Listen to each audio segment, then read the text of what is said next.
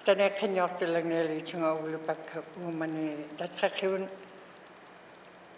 ukuat okhawhipta tatrakhiutiginyaramarum atane livit nalungit kiptiut ilihemagiptiut atanamik huntua kapta inyuneartuagut inyunearotibut ilihimanagati khanok inyugeaktuat taimaartartuat atane livit nutarangit ilulingit ilaurangit ataneek munarekhiliit kitit ukuatahin uqaqtuat atautsikuallau taralugit uqaqtut kiliit kitin uplupa ilimmiktigun pihungin pingaerilugit ummatimingin ataneek qoqoarutin ilitsuqipkailutin inyungnik inyuittamatkoa ilihimahuktuat ataneek ilivit kangeqqipkaralugit ukuallu kangeqqipkaralugit qanoq havauttarikkangit inyuit ilivit ulupakkutsaqigilit kitin ilitqusriiksuamik ataneek iloqata ilitqusriiksuamik aitsortuarluta umihuutaitsuamik pinñaarmartuamik ulipkalugitsungaitin ukuat atauchikun avanmun havaktuattamatkuatat qikkarniarlugit inuunearutum Jesus atqagut apereikpin amen.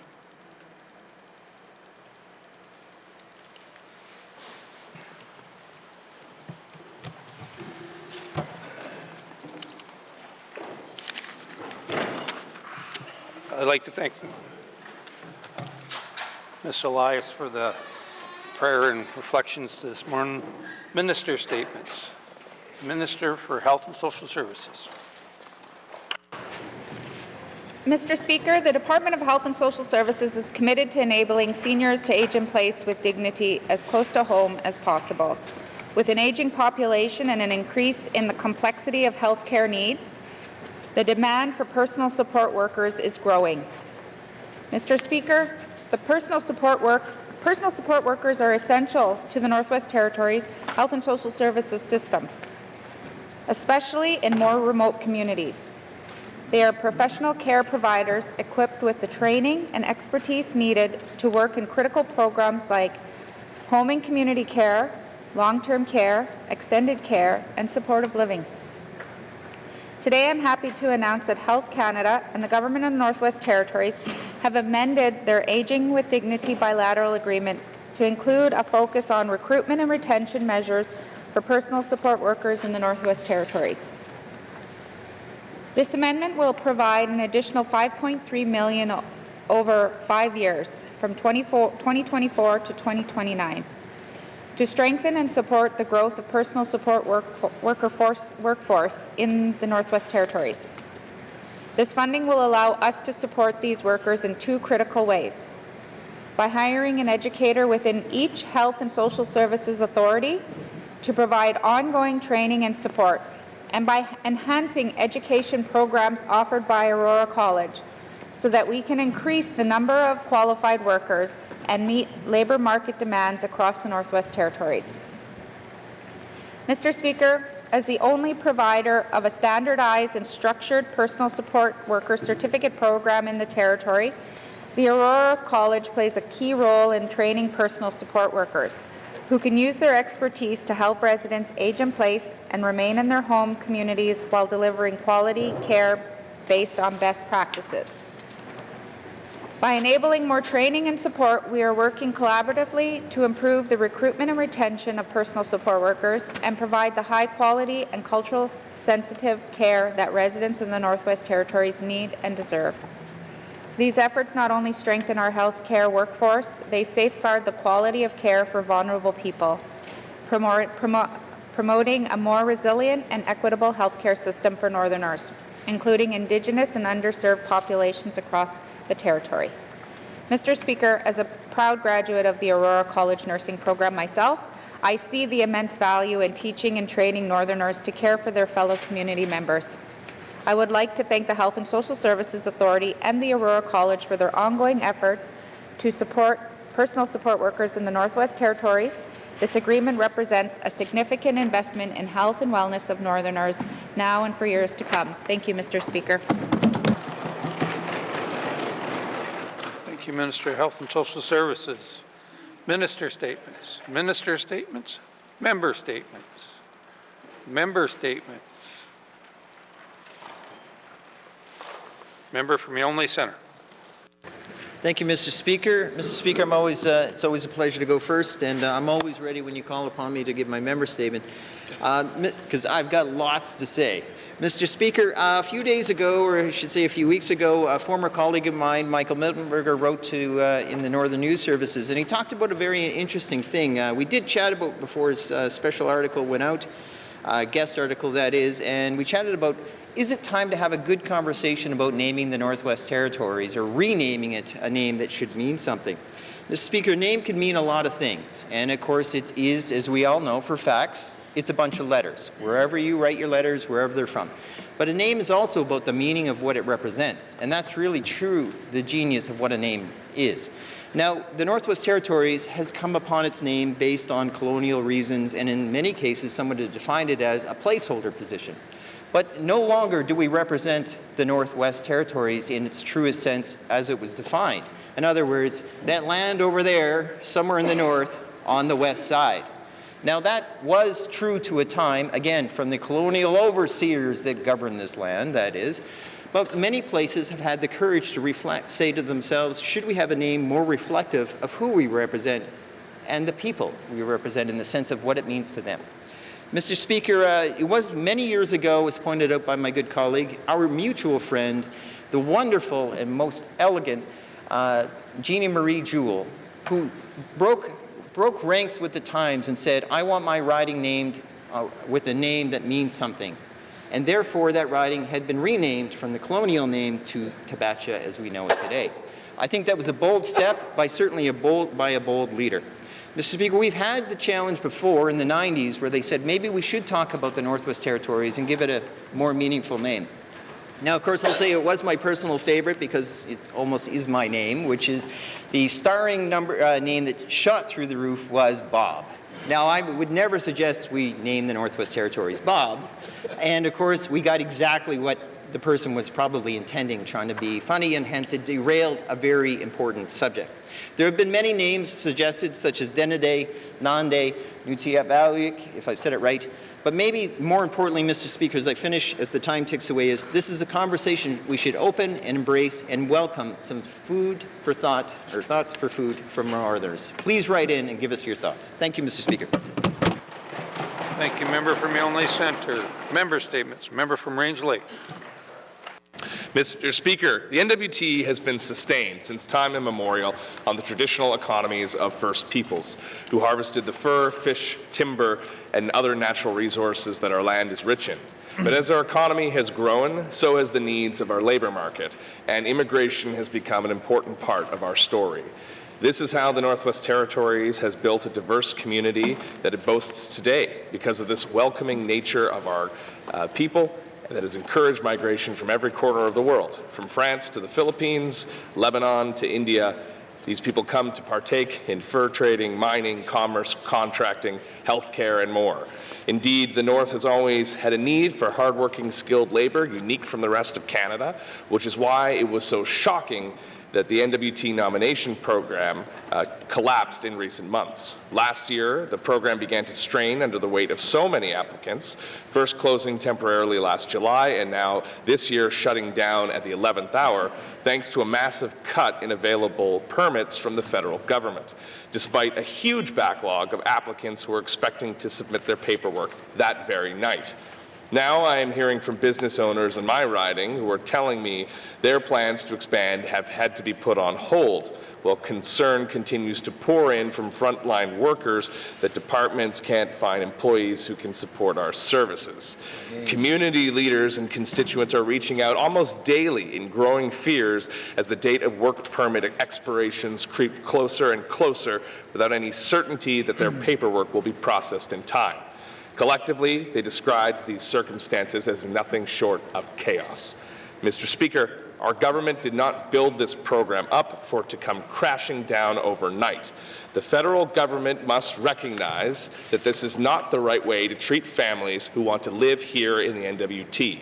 Their human rights and rights as workers must be upheld. I am calling on our minister to take action, and I know she is passionate about the subject as well, but to take action and ensure that this program will not only be back up and running, but will be expanded to meet our growing needs.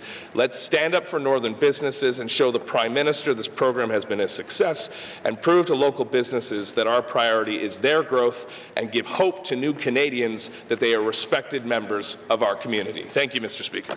Hear, hear. Thank you. Member from Range Lake. Member statements. Member from Great Slave. Thank you, Mr. Speaker. I want to echo some of the comments of my colleague from Frame Lake from our last sitting in fall of 2024, and some from his predecessor from the last Assembly. Extreme jumps in home insurance costs are a serious issue for many constituents, and I'm left wondering what the GNWT can do to help mitigate these rates from rising out of sight.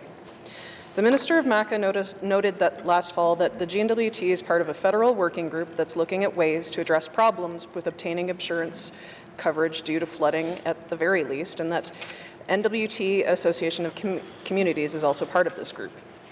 This might be a good first step, but now folks who already have insurance are receiving renewals that are skyrocketing their costs and impacting family budgets. Mr. Speaker, one such renewal came to my mailbox a few weeks ago. My family's home insurance went up by 82% compared to last year. After careful review, it's entirely due to the fact that my home is located in the Northwest Territories. I did not take out a claim against my insurance when we evacuated in 2023, Mr. Speaker. I'm highly fortunate that my spouse's family lives in Alberta, and we could stay with them for the duration. There's no other reason for this cost except our location. I'm lucky, Mr. Speaker. My family's costs are relatively low, and we can still afford this jump. However, I'm concerned for homeowners who might not be so lucky, and folks in my riding who are tenants, and there are many, whose landlords might be increasing rental rates to partially recoup costs.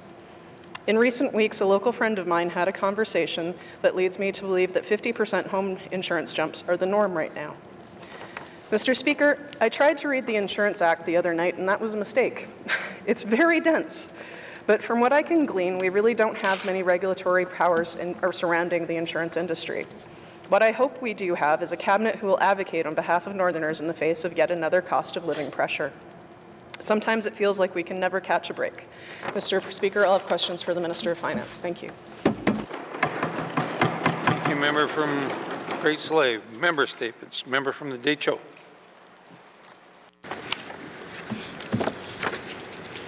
Merci, Mr. Speaker.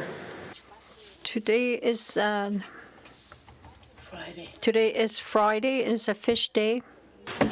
Merci, Mr. Speaker. Aurora College recently announced that in June that they will be closing 19 community learning centers across the territory, including centers in the Deschutes riding. Shame. Mr. Speaker, these centers offer many programs from basic literacy classes to courses at a grade 12 level.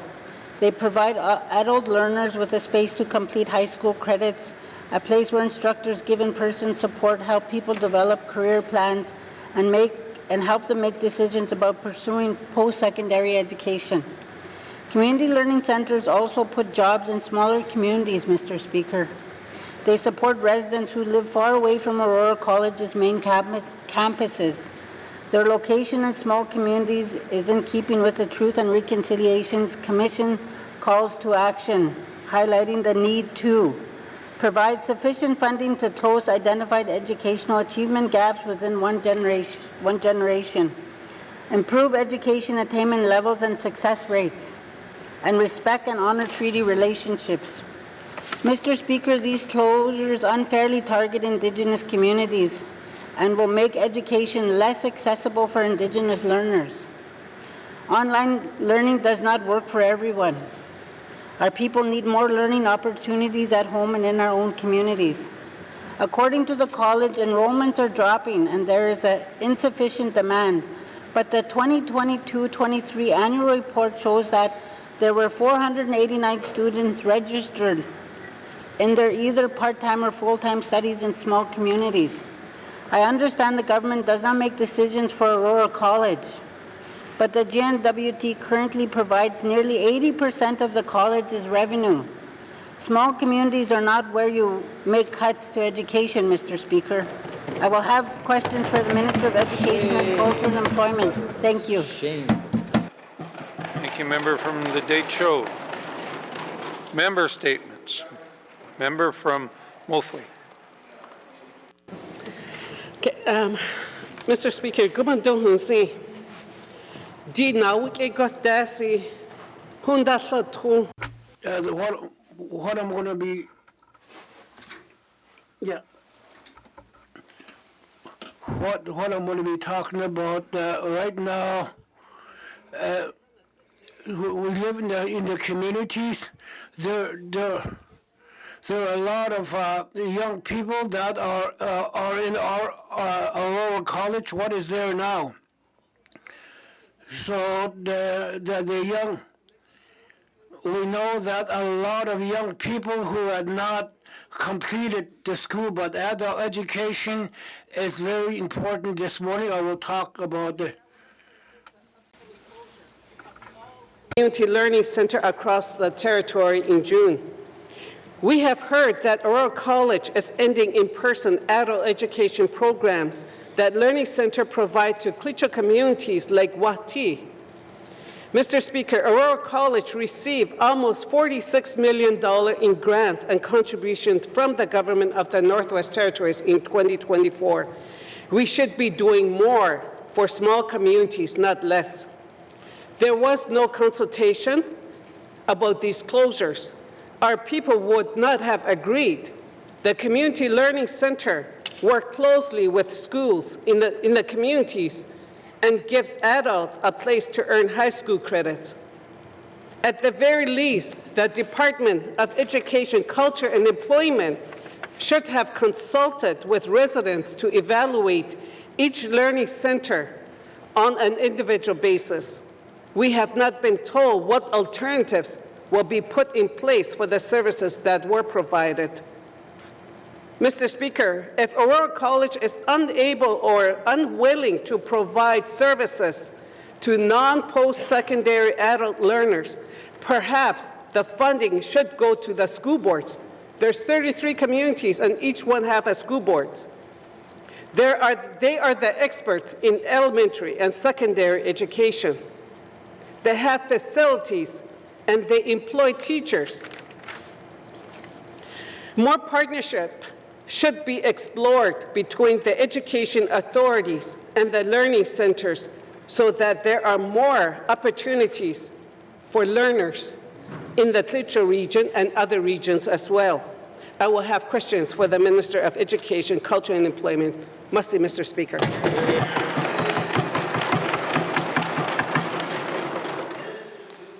Thank you, member from Wolfley. Member statements. Member from Frame Lake.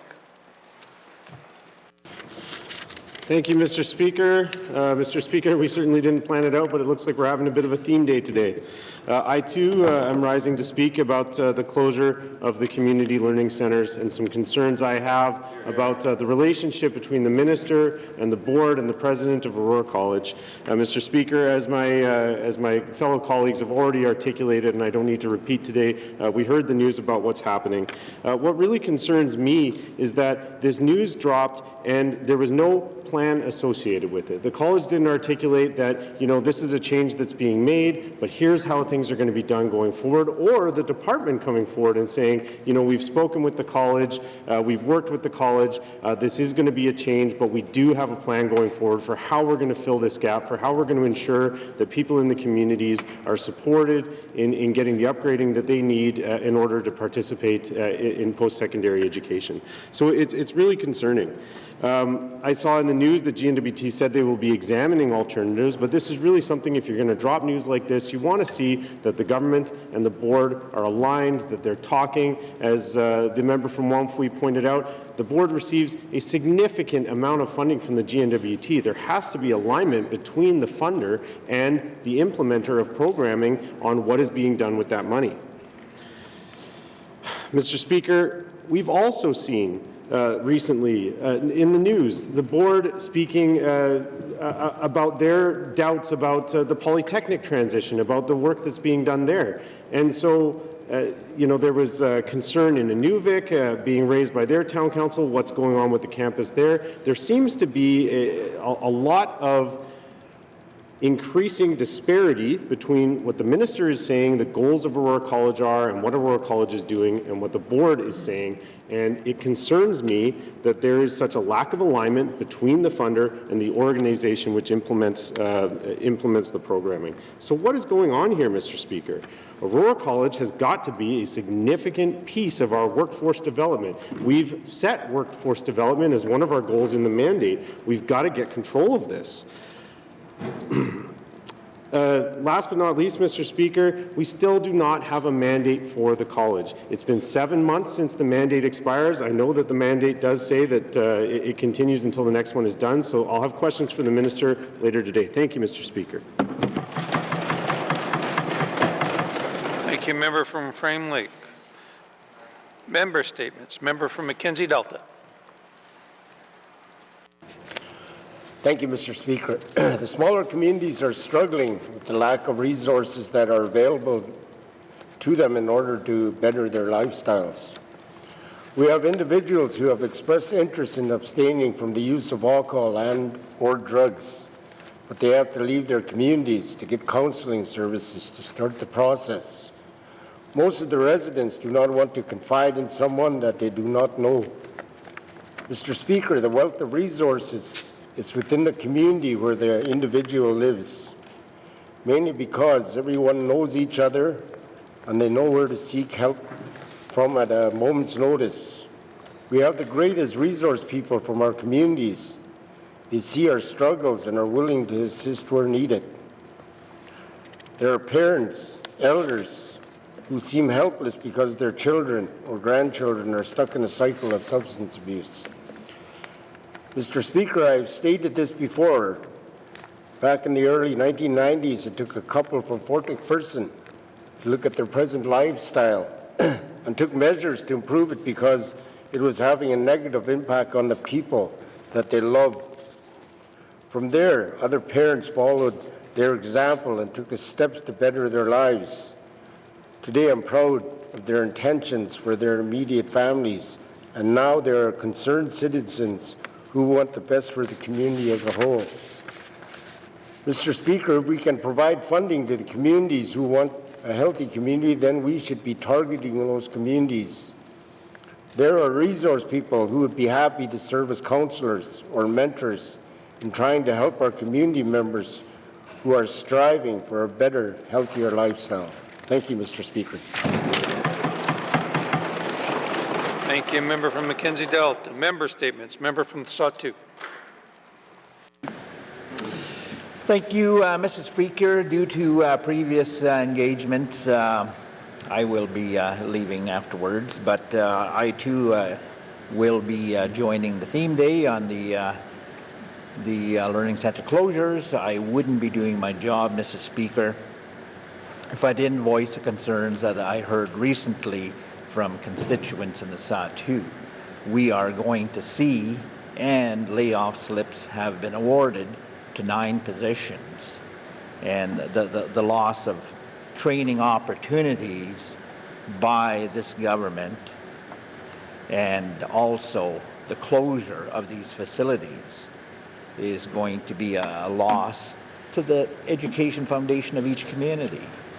There's projects on the horizon. How do we readiness our workforce in providing opportunity specific to take, for example, the $15 million capital commitment by the community of Fort Good Hope on building a manufacturing building that would produce homes.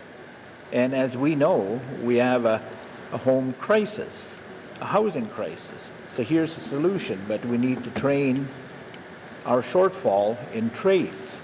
So all in all, Mr. Speaker, I look forward to engaging with the Cabinet colleagues and the Minister of Education specifically on a solution to address this. And aside from the direction given by the Board of Directors and the staff of the Aurora College.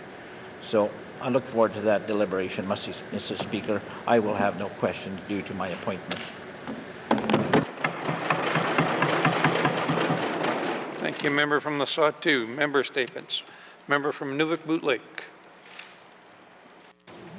Thank you, Mr. Speaker.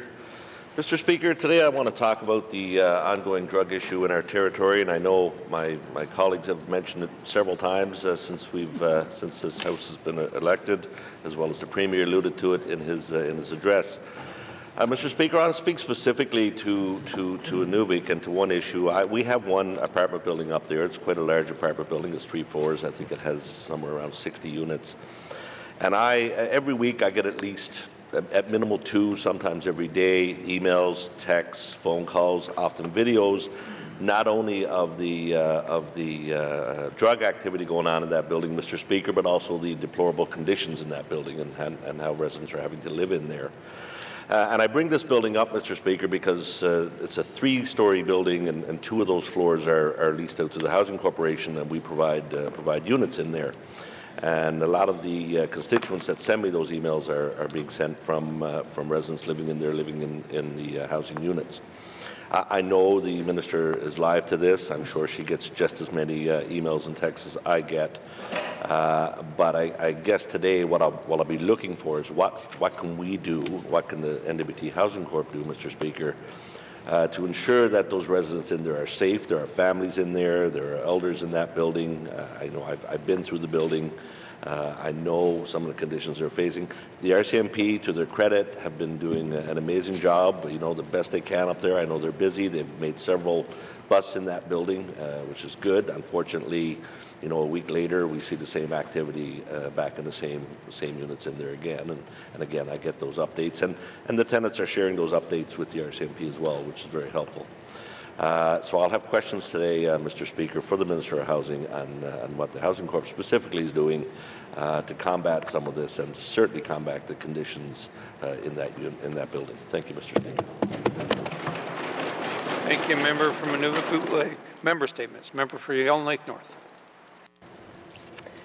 Mr. Speaker, I wanted to close out the week by pointing to a spark of inspiration that we can hopefully all get energized about, if folks will excuse the bad pun.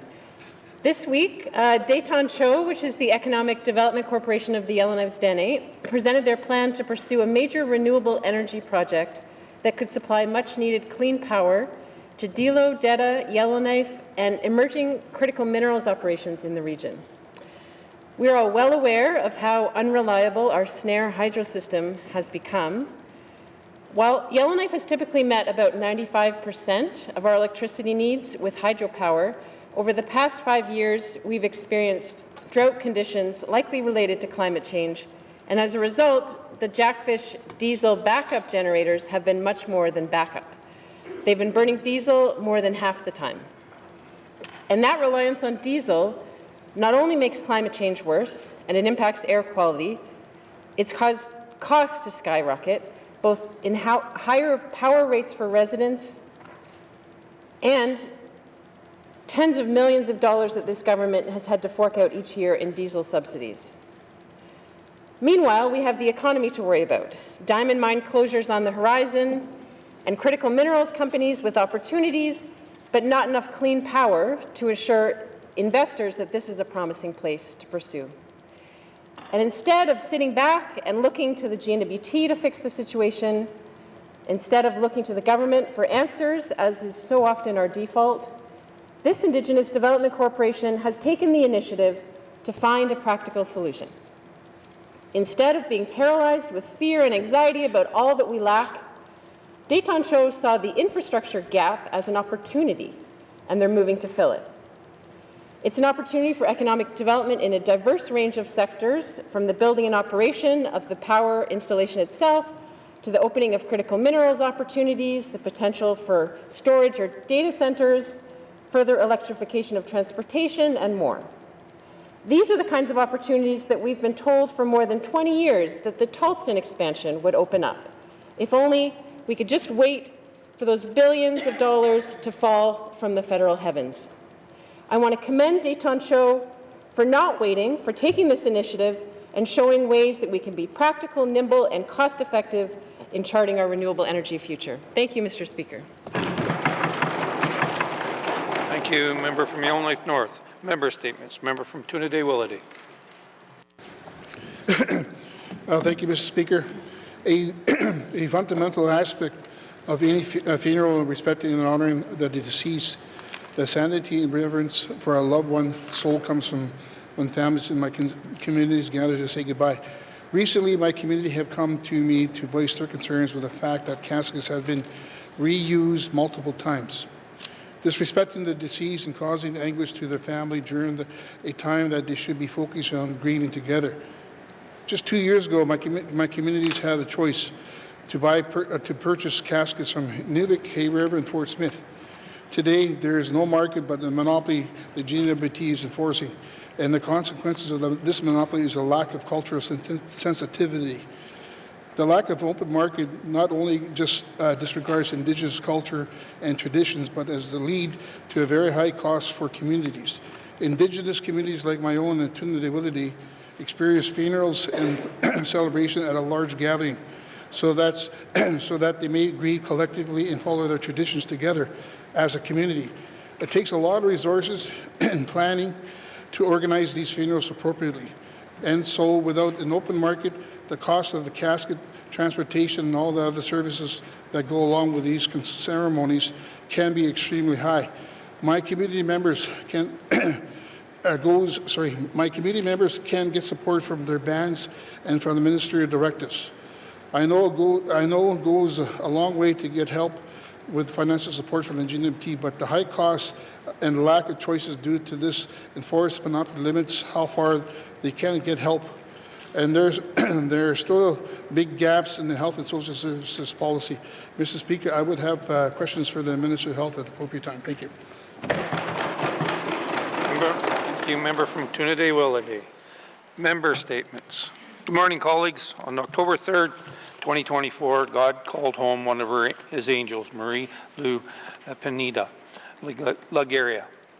She passed away at her home in Fort Smith, surrounded by her husband, family, and friends. Marie was born on April 17, 1957, in the Philippines. I first met her at Northern Lights, Northern Lights Special Care Home in Fort Smith, when I went to visit some of the residents and some of her colleagues. I observed this lady walking fast, but once she got to where she needed to be, especially with the elders, she became so patient and worked only at their speed and ability. She treated them with the utmost respect, compassion, and empathy. When I spoke to the residents about her, they talked about how caring she was and how she made it the point to get to know their family, just not them. They would tell me she was their advocate and stood up for them. About 7 years ago, I got to meet her again, this time through Grace. Grace spoke very highly of her and considered her one of her best friends. As I got to know her, she had an amazing career. She was a chemical engineer by trade and worked at an asphalt company in the Philippines. In 1987, she went to work in Hong Kong as a domestic worker for a couple of years. Then she moved to Edmonton, but a short period later, she moved to Inuvik NWT to become one of the supervisors at Grolier Hall. This is where Marie met her future husband, Yves. She tells a cool story of how they met. She overheard Yves talking to a new coworker about the need for some good winter boots, but the person didn't have any, so Yves gave him the boots. This was the start of their relationship, and after the Grolier Hall shut down, she moved to Fort Smith NWT and married Yves in 1997. Marie learned to bake, cook, make jam and jelly, and can vegetables by cooking with her mother-in-law, as well as borrowing books from the library and later using the internet. She would give most of her baking to others, especially the residents and colleagues at Northern Lights Special Care.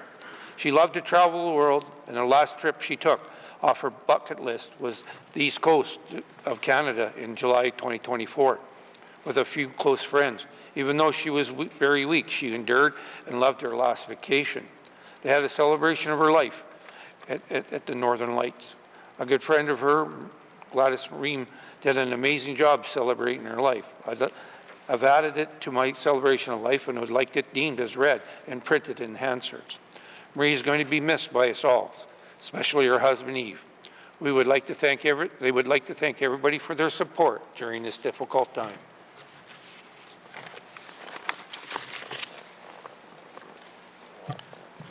Member statements. Member statements. Returns to oral questions. Returns to oral questions. Recognition of visitors in the gallery. Recognition of visitors in the gallery. Replies to the budget address, day 2 of 7. Replies to budget address, 2 of 7. Acknowledgements. Acknowledgements. Oral questions.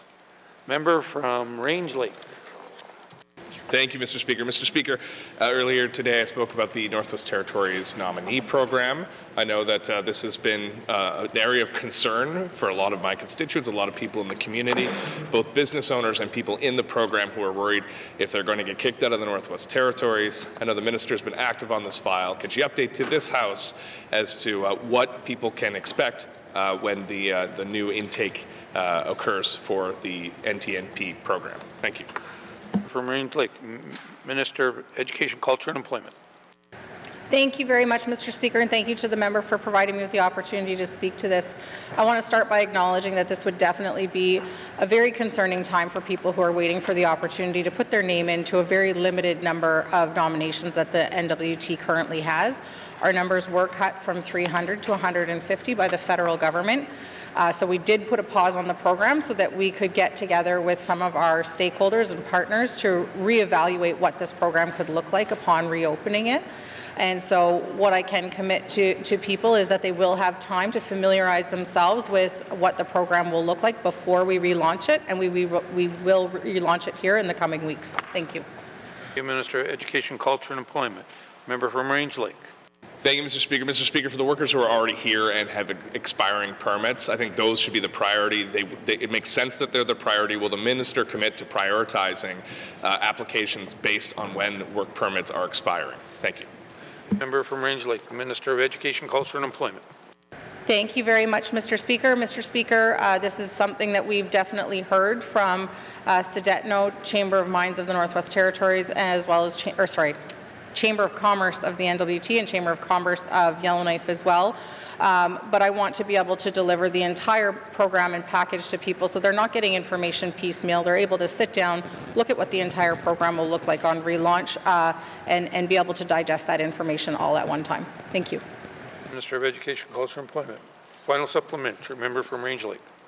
Mr. Speaker, I think that's a reasonable thing that people are looking for. They're looking for clarity. They don't have it. They're going to be experiencing anxiety until they do. These are people who are worried about their future. We've got to give them something. So can the minister at least give me a very clear date when the full program will be available for the public to see so we can start easing those fears? Thank you. Member from Range Lake, Minister of Education, Culture and Employment. Thank you very much, Mr. Speaker. Mr. Speaker, today, right now, I can commit to the member and to the public that this program will be reopened in the month of February, and that in the coming week, we'll be able to inform the public as to what that will look like. But that is the extent of the commitments I can give on timing right now. Thank you. Minister of Education, Culture and Employment. Oral questions. Member from Yellowknife Centre. Thank you, Mr. Speaker. I'd like to cite my questions towards my member statement today, and where I talked about the advancement of a potential conversation of renaming the Northwest Territories. So I'd like to specifically ask the Premier, who also who works with the Council of Leaders. Mr. Speaker, would the Premier be interested in raising the issue with the Council of Leaders to get their thoughts and opinions on, is it time to start having this conversation about naming the Northwest Territories, or I should say renaming the Northwest Territories to a name that's more reflective of its people? Thank you. Member from Yellowknife Centre. Mr. Premier. Thank you, Mr. Speaker. As a member of the Council of Leaders, I would say that the resources of the GNWT are better spent elsewhere at this time, given all of the challenges that we have. That being said, I'll start having some informal conversations with some of the other leaders at the table and go from there. Thank you. Premier. Member from Yellowknife Centre. Thank you, Mr. Speaker. Mr. Speaker, I would say I'm not sure I should say thank you, or maybe should start over and say, what did that answer actually mean? So what does informal conversations mean? I'm simply asking for, can the Premier put it on the agenda for something for folks to consume and consider and maybe get some feedback on it? I'm not looking for a special task force where we line up hundreds of processes and administration, because if there's no appetite at the Council of Leaders for this kind of conversation, maybe now is not the right time. That said, it may be something for the future. Thank you. Member from Illinois Centre. Mr. Premier. Thank you, Mr. Speaker. I don't have an appetite to direct GNWT resources to this. This is the kind of initiative that would take significant consultation, in-person consultation in every community in the Northwest Territories. And so I'm the one who doesn't want to do this. I'll just put that out there. What I mean by having informal conversations with some of the leaders at the Council of Leaders table is that I'll have informal conversations with them, and I'll see if there's real opposition, then there's no point in putting it through the formal process of going to the Secretariat and getting it up to the leaders table just so we can all say that we don't want to do this. Thank you. Mr. Premier. Member from Illinois Centre. Final supplementary. Thank you, Mr. Speaker. Maybe then I'll ask this. Can I get some sense as to when the next Council of Leaders meeting is? Furthermore, because members are really not involved in any of that stuff, so we don't really know what happens on that esoteric table of conversations until much later. That said, can he make sure he informs me when the next Council Leaders meeting is? Furthermore, can he also let me know when or who he's spoken to about this so I get a sense that at least the conversation is being had and we can then take it wherever it goes next? Thank you. Thank you, Member from Illinois Centre. Mr. Premier. Thank you. Later this month, there is a short phone or video meeting with the Council of Leaders just to prepare for the meeting in June. It's mid-June, I believe. I will report back to the member directly on the results of any conversations. I don't want to necessarily commit to putting people's names to those conversations unless those people want to have their names shared with the member. Thank you. Mr. Premier. Oral questions. Member from Nuvik-Boot Lake. Thank you, Mr. Speaker. Mr. Speaker, as a follow-up to my member statement this morning on the Nova apartment building in the Nuvik, I'd like to ask the Minister, has the Minister, I guess my first question will be, has the Minister actually had an opportunity, or her senior staff an opportunity, to visit the Nova apartments in the Nuvik? Thank you. Thank you, Member from Nuvik-Boot Lake. Minister responsible for Housing NWT. Mr. Speaker. Yes, Mr. Speaker, I've been in the building. I've had a number of family members live in the building. I understand the concerns coming from the MLA. Good thing to know, though, in the past week, we've had the President for Housing NWT visit the building to look at it for herself. Thank you, Mr. Speaker. Minister responsible for Housing NWT. Member from Nuvik-Boot Lake. Thank you, and thank the Minister for that. I think it's amazing that the President has been up there, can see for herself what's happening up there. And Mr. Speaker, this is no way a slight on the property owner or the developer up there. We're happy to have that building in our community. I guess my next question is then, so will the Minister commit to looking at putting, I know in some units, particularly in Yellowknife, I know in some apartment buildings they have security in there, because we're dealing with a building where the door is often wide open, where there's things happening in the building in the hallways that shouldn't be. Will the Minister commit to looking at having full-time security in that building to ensure that the residents that are in there are safe? Thank you. Thank you, Member from Nuvik-Boot Lake. Minister responsible for Housing NWT. Mr. Speaker, with the President, NWT, Housing NWT, visiting the building, what she's proposed to do is meet with the landlords, the leaseholders, and have a discussion about safety and security in the building, amping that up because of all the illegal activities happening within the unit and the concerns from the tenants. Thank you, Mr. Speaker. Minister responsible for Housing NWT. Final supplementary. Member from Nuvik-Boot Lake. Excellent. That's great news. Great to hear. Can the Minister kind of put some timelines around when she anticipates the President and the owners of the building will be meeting to kind of start putting that plan in place, and then follow up, obviously, with what comes from that plan? Thank you. Member from Nuvik-Boot Lake. Minister responsible for Housing NWT. Mr. Speaker, with the urgency of this concern and considering the activities within the housing or the building itself, I've asked the President of Housing NWT to have a discussion over this next month, so hopefully we'll hear something within the next few weeks. Thank you, Mr. Speaker. Minister responsible for Housing NWT. Oral questions. Member from Great Slave. Thank you, Mr. Speaker. Mr. Speaker, my questions today are for the Minister of Finance. Is the Minister familiar with how many insurance companies that provide coverage in the NWT are increasing their property insurance rates beyond regular average increases prior to the 2023 wildfire season? Thank you, Mr. Speaker. Thank you, member from Great Slave. Minister of Finance. Thank you, Mr. Speaker. Mr. Speaker, I can say that, to my information, there's 158 individual insurers that are licensed under the Insurance Act. As for what each or every one of them may or may not be doing with increasing rates, that I don't have that information. The Insurance Act gives me the ability, or gives the department the ability, to regulate, but not necessarily to control the commercial side of what these organizations do. That said, Mr. Speaker, we are, as a government, a member of a number of different groups across Canada, and rates are rising across the country, so can certainly say that that does appear to accord with what we are hearing as well. Thank you. Minister of Finance. Member from Great Slave.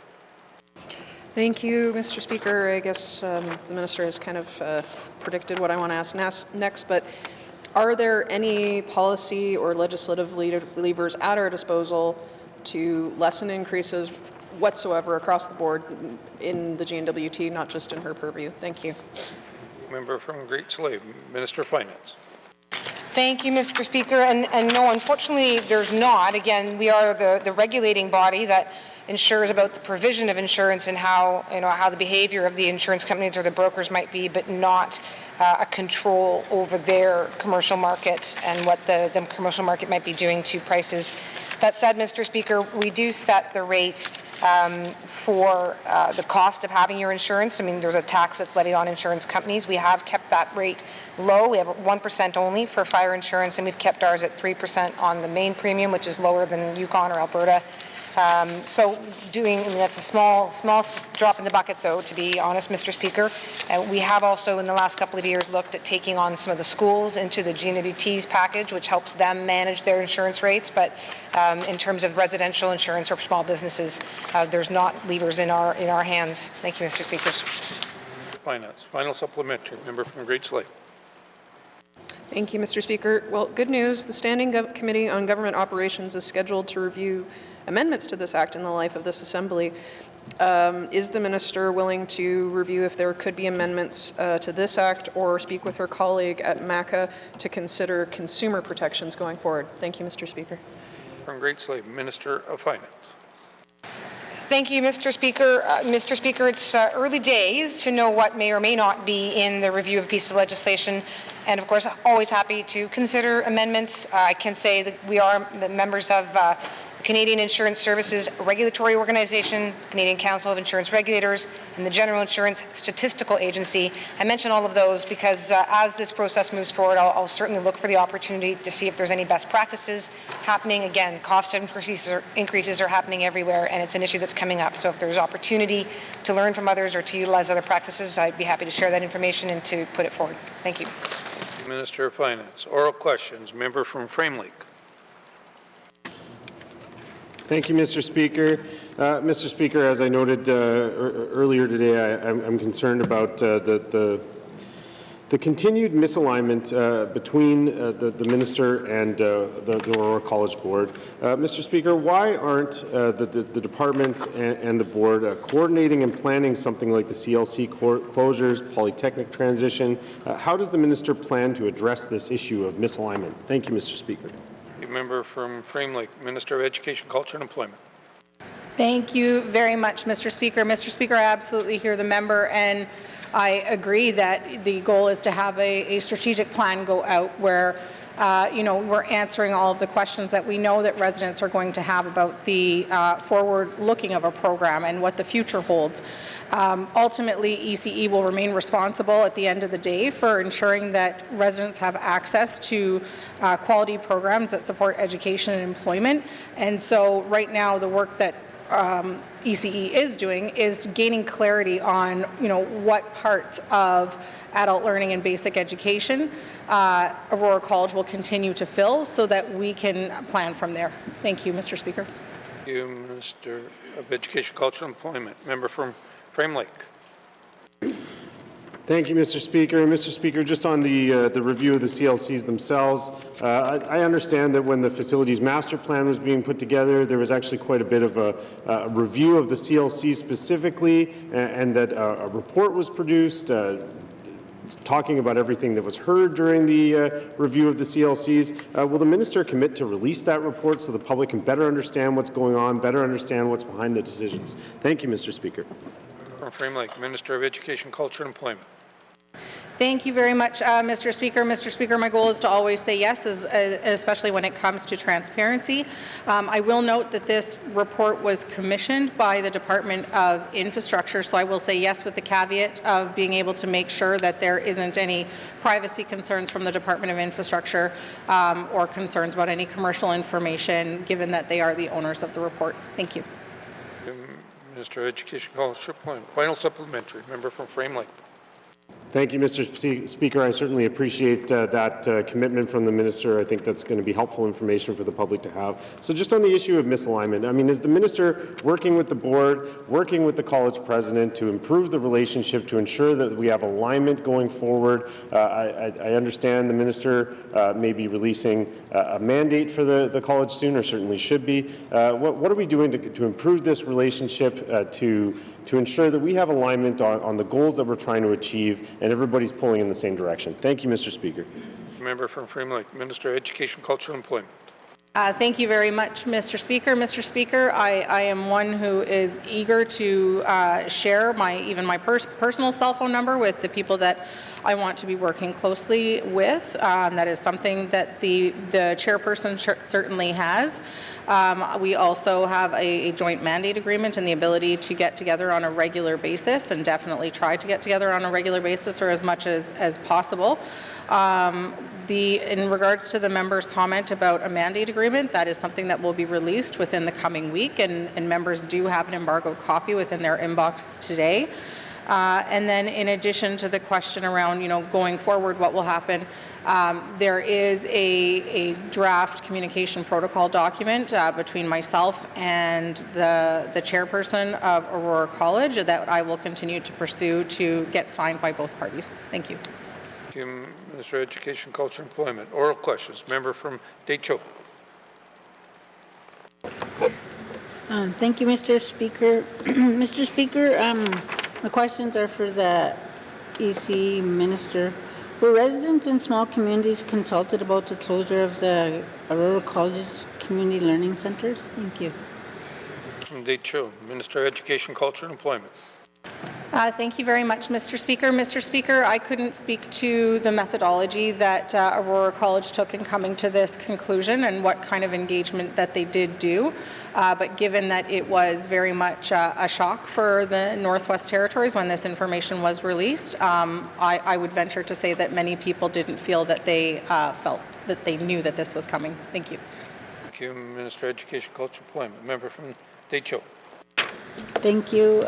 Does the Department of Education, Culture and Employment have a plan to address the need for academic upgrading and basic literacy programming in small communities? Mr. Speaker, thank you. From Decho, Minister of Education, Culture and Employment. Thank you very much, Mr. Speaker. Mr. Speaker, there is no concrete plan at this time until we determine some clarity around what part of that space Aurora College continue to hold. There is an existing MOU and contribution agreement for Aurora College to deliver adult learning and basic education through the community learning centers. So if that is not an MOU that they intend to continue, ultimately ECE will still remain responsible for ensuring that there are education and employment opportunities within small communities. And so that work is yet to come. Thank you very much, Mr. Speaker. Thank you, Minister of Education, Culture and Employment. Final supplementary. Member from Decho. Thank you, Mr. Speaker. Can the minister tell me, will the funding that was allocated for community learning centers be reinvested into opportunities for adult learners in the NWT, specifically small communities? Thank you. Chu, Minister of Education, Culture and Employment. Thank you very much, Mr. Speaker. So within that MOU that I spoke of, it is a contribution agreement that does go to Aurora College to be able to deliver the adult learning and basic education throughout the CLCs throughout the Northwest Territories. So that funding ultimately would, any that was not used through the contribution agreement and the MOU with Aurora College would then come back to the Department of Education. And the Department of Education would still have the responsibility for ensuring that we're enhancing those opportunities within communities. Thank you. Minister of Education, Culture and Employment. Oral questions. Member from Mackenzie Delta. Thank you, Mr. Speaker. My questions will be directed to the Minister of Health and Social Services. Will the department consider funding willing communities to establish a working committee to counsel potential individuals who would like to enter the substance abuse program? At the present time, the interested individuals who want to go for treatment have to seek counseling elsewhere, so they have to leave the community, and the community members know best who needs help, and they know each other. So will the department consider funding potential communities with these committees? Thank you, Mr. Speaker. Member from Mackenzie Delta, Minister of Health and Social Services. Thank you, Mr. Speaker. Mr. Speaker, this area where the member is speaking to has been identified. There was changes put in place to ensure that programs for wellness and recovery addictions can be in one pot of money and be flexible. So where within Health and Social Services, we have the Community Wellness and Addiction Recovery Fund, which regional Indigenous governments can apply. And then there's a deadline if there is no uptake in the regional governments, and the community Indigenous governments can apply individually as their, for their needs of their community. But what I can say is for the members riding the Gwich'in Tribal Council, which would cover two of the communities that, actually three of the communities that were approved for $303,033. And then the Nunavut Regional Corporation has a multi-year agreement that does also to provide programming individually for those communities. There's also an additional pot of funding that Tetlik Gwich'in Band Council has accessed, and their CA is in progress. There is the Suicide Prevention Fund, so that can be used to promote wellness and programming within those communities. Again, there has been $72,000 allocated in this budget for Gwich'in Tribal Council to provide programs, and the Tetlik Gwich'in Council $71,000 signed for those communities. So all of that money has been allocated to be able to be used in those communities as per the community wishes. So, and then alongside of that, the Health and Social Services still does provide clinical counselors. The Health and Social Services still provides, if there is a need for out-of-territory treatment. So there is many, and then if they're NIHB clients, there is medical travel to help assist to support those that are under those NIHB addiction recovery programs. Thank you. From Social Services. Oral questions. Member from Mackenzie Delta.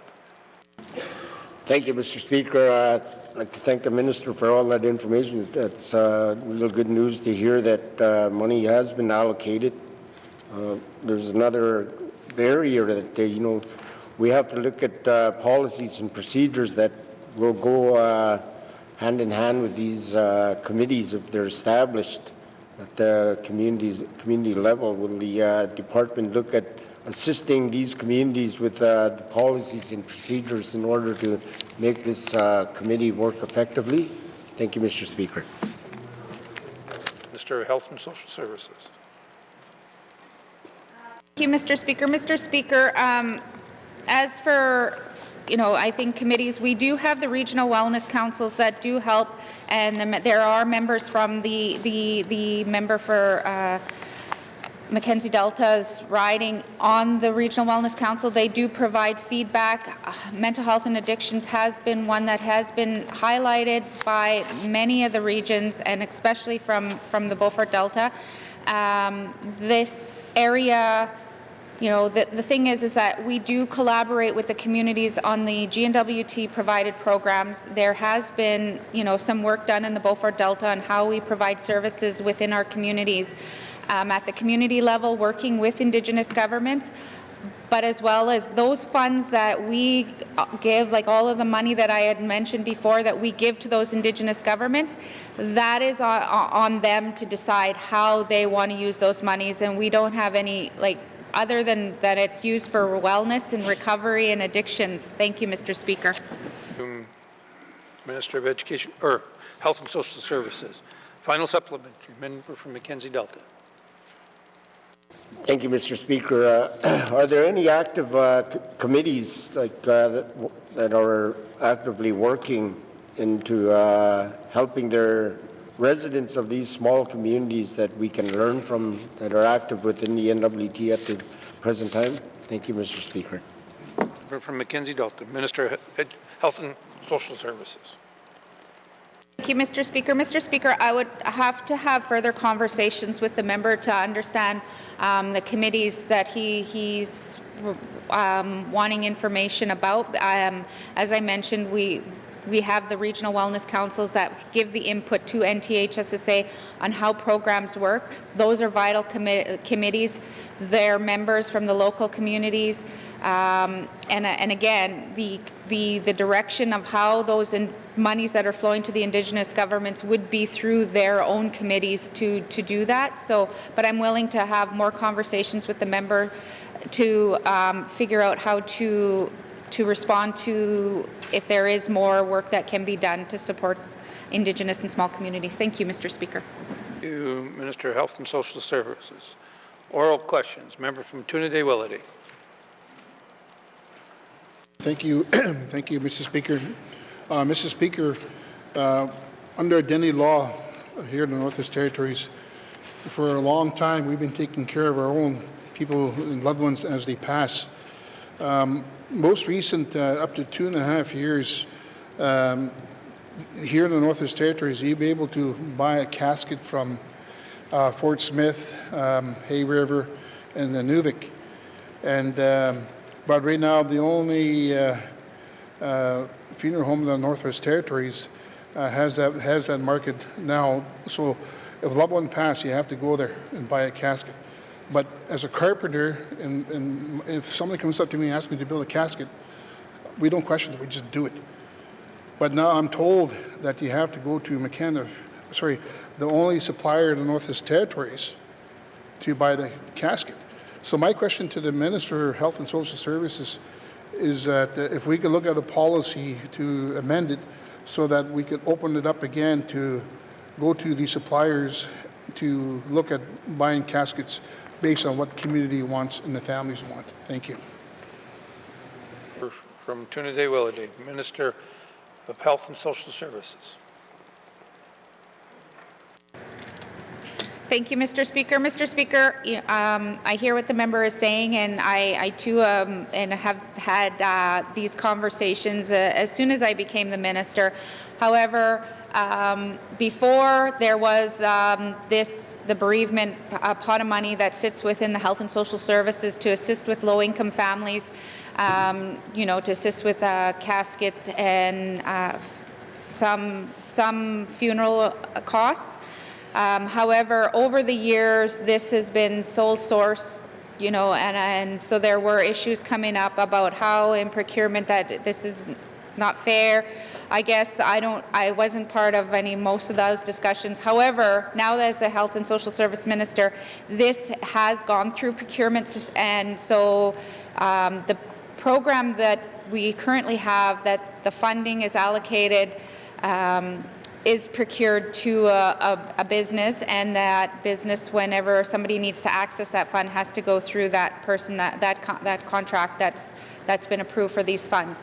However, we also have heard many of these issues, so this is something that we can always take the feedback and when looking at this contract, when it comes up, we can take a look at from all the feedback and how we move forward. Thank you, Mr. Speaker. Minister of Health and Social Services. Member from Trinity-Willity. Thank you, Mr. Speaker.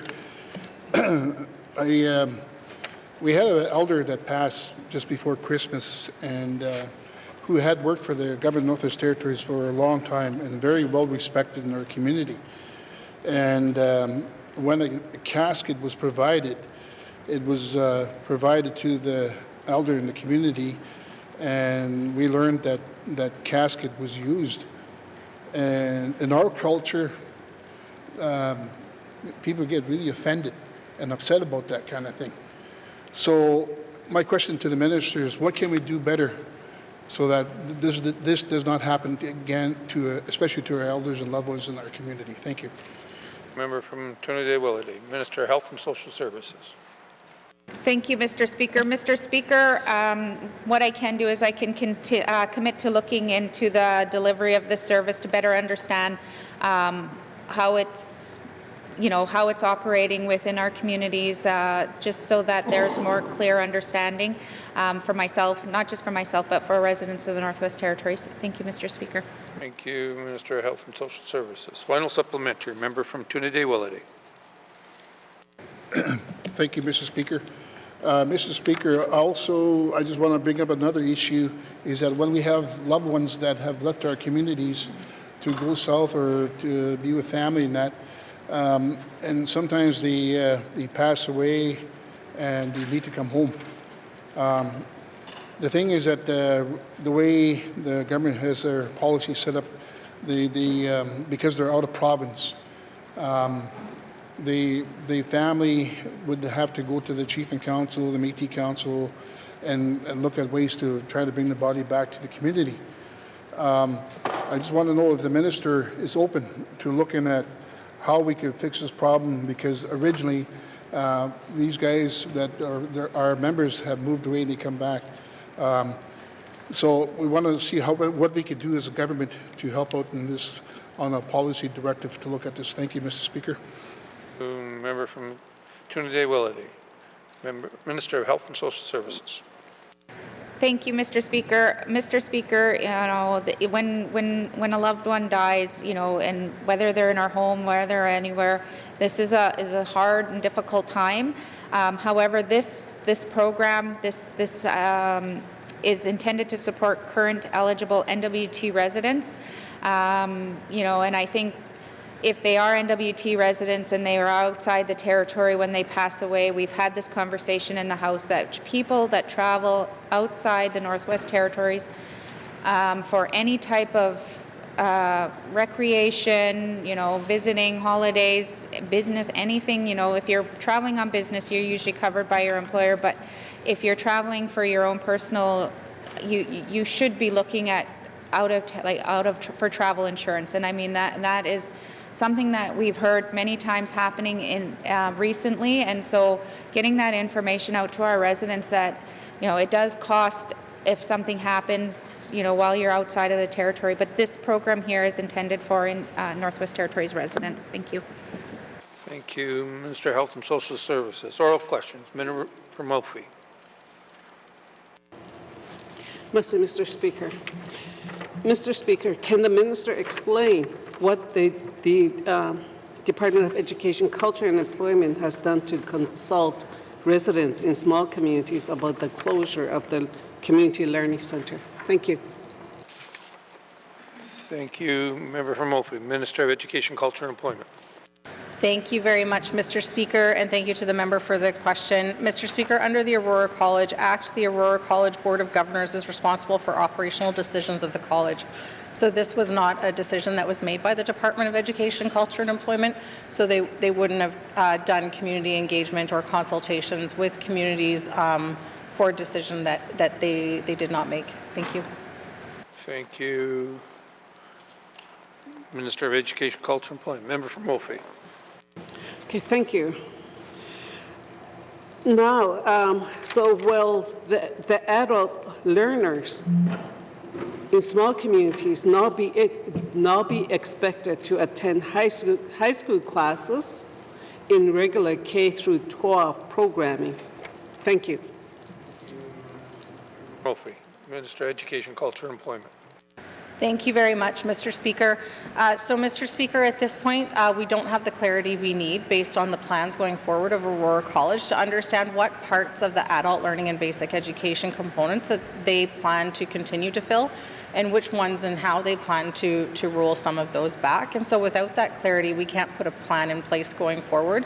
But I can say that some communities have reached out as well to the Department of Education, Culture and Employment because they have plans as to how they'd like to see the community learning centres used. But at this point, the work that's being done by ECE is working with Aurora College to understand their go-forward plan, so then we can create a plan as to what the future looks like. Thank you. Minister of Education, Culture and Employment. Final supplementary. Member from Murphy. Thank you. So does the department have a plan to expand services for academic upgrading and basic programming in small communities to something more developed, such as GED certificate programs or partnership with the college to offer more trades program locally? Thank you. Thank you. Member from Murphy. Minister of Education, Culture and Employment. Thank you very much, Mr. Speaker. Mr. Speaker, as I've said as well, ECE still remains responsible for ensuring that there is access to enhanced education and employment programming in small communities. So with that in mind, that will be some of the work that happens once we gain that clarity of their go-forward plans from Aurora College. And one of the things that I think is really interesting happening within some communities within the education and employment space is some DevCorps are really looking into working with the government and how they can use government existing funding and existing programming to be able to work in partnership to create more education and employment opportunities for communities, and by pairing up some of the projects that they're working on. And so there are some different exciting pieces that don't relate to CLCs that are happening, and I'm more than happy to talk about that with the member as well. Thank you. Minister of Education, Culture and Employment. Oral questions. Member from Yellowknife North. Thank you, Mr. Speaker. My questions today are actually for the Minister of Health and Social Services, following up on previous questions that I've been asking earlier this week. With regard to the new public administrator, there's lots of sort of concern and anxiety and worry going around about possible, budget cuts associated with this role. So can the minister clarify, is the public administrator's focus simply on finding cost savings, or is the public administrator also going to be focusing on how to actually improve delivery of primary care in the Northwest Territories? Thank you, Mr. Speaker. Member from Yellowknife North, Minister of Health and Social Services. Thank you, Mr. Speaker. Mr. Speaker, the role of the public administrator is to, as the member has said, is to do both. Not necessarily to come in now but to make the work plan so that way all of the things that I highlighted yesterday in this House on recruitment and retention, the historic deficit of the NTHSSA has been hanging over the NTHSSA, and being able to be strategic in how, because they've been focusing on just how to manage within that system.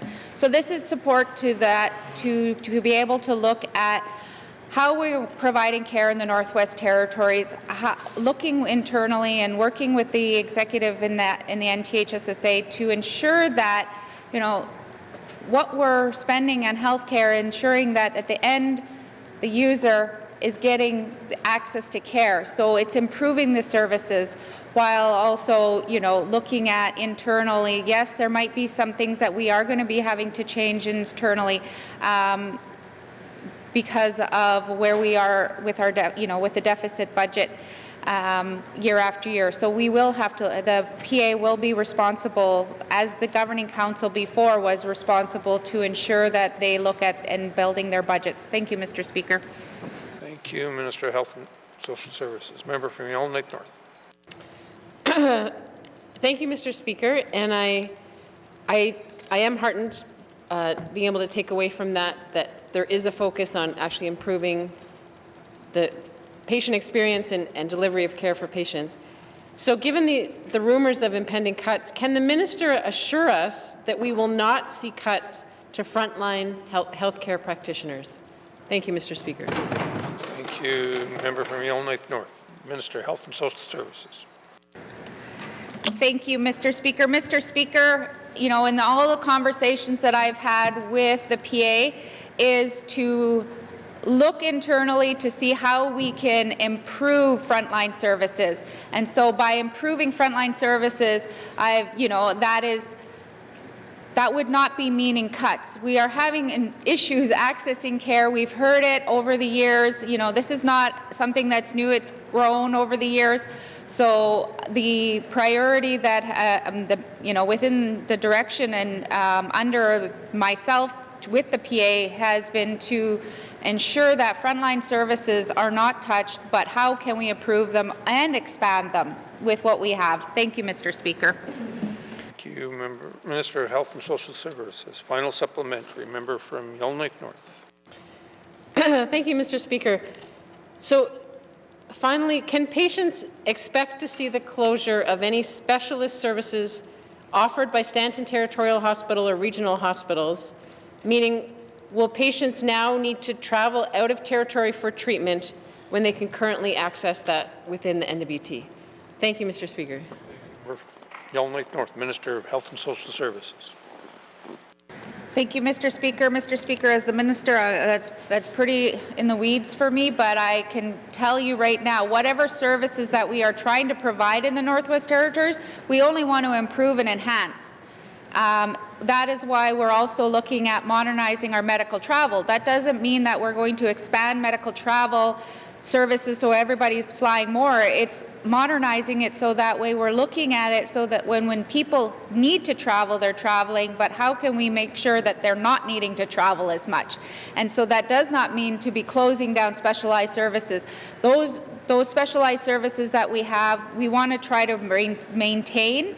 However, the workforce across Canada is becoming harder and harder to recruit some of those areas of those specialists. So, you know, working with Alberta to try and ensure that we can, that we can be working with them to ensure that our programs are, that are more closer to the residents than having to travel. But with saying that, we will continue to manage within the system that we have in the healthcare personnel that we have. Thank you, Mr. Speaker. Thank you, Minister of Health and Social Services. Oral questions. Member from Rangeley. Thank you, Mr. Speaker. Mr. Speaker, immigration is a hot topic. I got an email whilst we were having that exchange earlier, and the concerns are really are a live issue. In this email, this individual says, quote, "What makes this even more frustrating is the recent news that the NTNP program will reopen soon, but with conditions that grant all applications equal opportunities, regardless of how long they have lived in the North or how much they've contributed to the community." Now, I know that the minister has put a pause on those changes, but the perception out there is that it's still first come, first served. Can the minister speak to that today and confirm that that is not the case? Thank you. Rangeley, Minister of Education, Culture and Employment. Thank you very much, Mr. Speaker. Mr. Speaker, whatever program we decide to put in place for the Northwest Territories, we have to have it approved by IRCC. And so at the end of the day, I can't commit either way because I do have to have our tactic going forward and our way that we plan to roll this out approved first by the federal government. Thank you. Minister of Education, Culture and Employment. Member from Rangeley. Thank you, Mr. Speaker. Mr. Speaker, the last time the NWT designed this program, did the federal government not accept what we brought forward? Because, Mr. Speaker, because it sounds like there's a chance that we'll design something, we'll send it, and Mark Miller will say no and send it back to the minister for improvement. I just want to understand the process because we're not getting straight answers today. And again, people are worried. People are worried they're going to be deported from the Northwest Territories. Shame. And we can't have them living in that kind of fear. So can the minister explain what the process is? Thank you. Protect our people and business. Rangeley, Minister of Education, Culture and Employment. Yeah, Mr. Speaker, I'm not sure how I'm not being very clear right now or how I'm being evasive. That is definitely not my intent. I started today by saying that I understand that we are dealing with real people's lives and that this is very important. It is very important to the Northwest Territories on many different levels. I have long been committed to the success of this program, and we are seeing great success in the Territory in this program.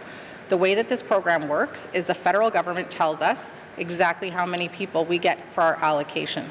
Next, we have to tell them how we intend to roll this out. They have also told to us what percentage of people have to be from temporary foreign workers within the country. Luckily for the Northwest Territories, 98% of our program uses temporary foreign workers. So that's not so different.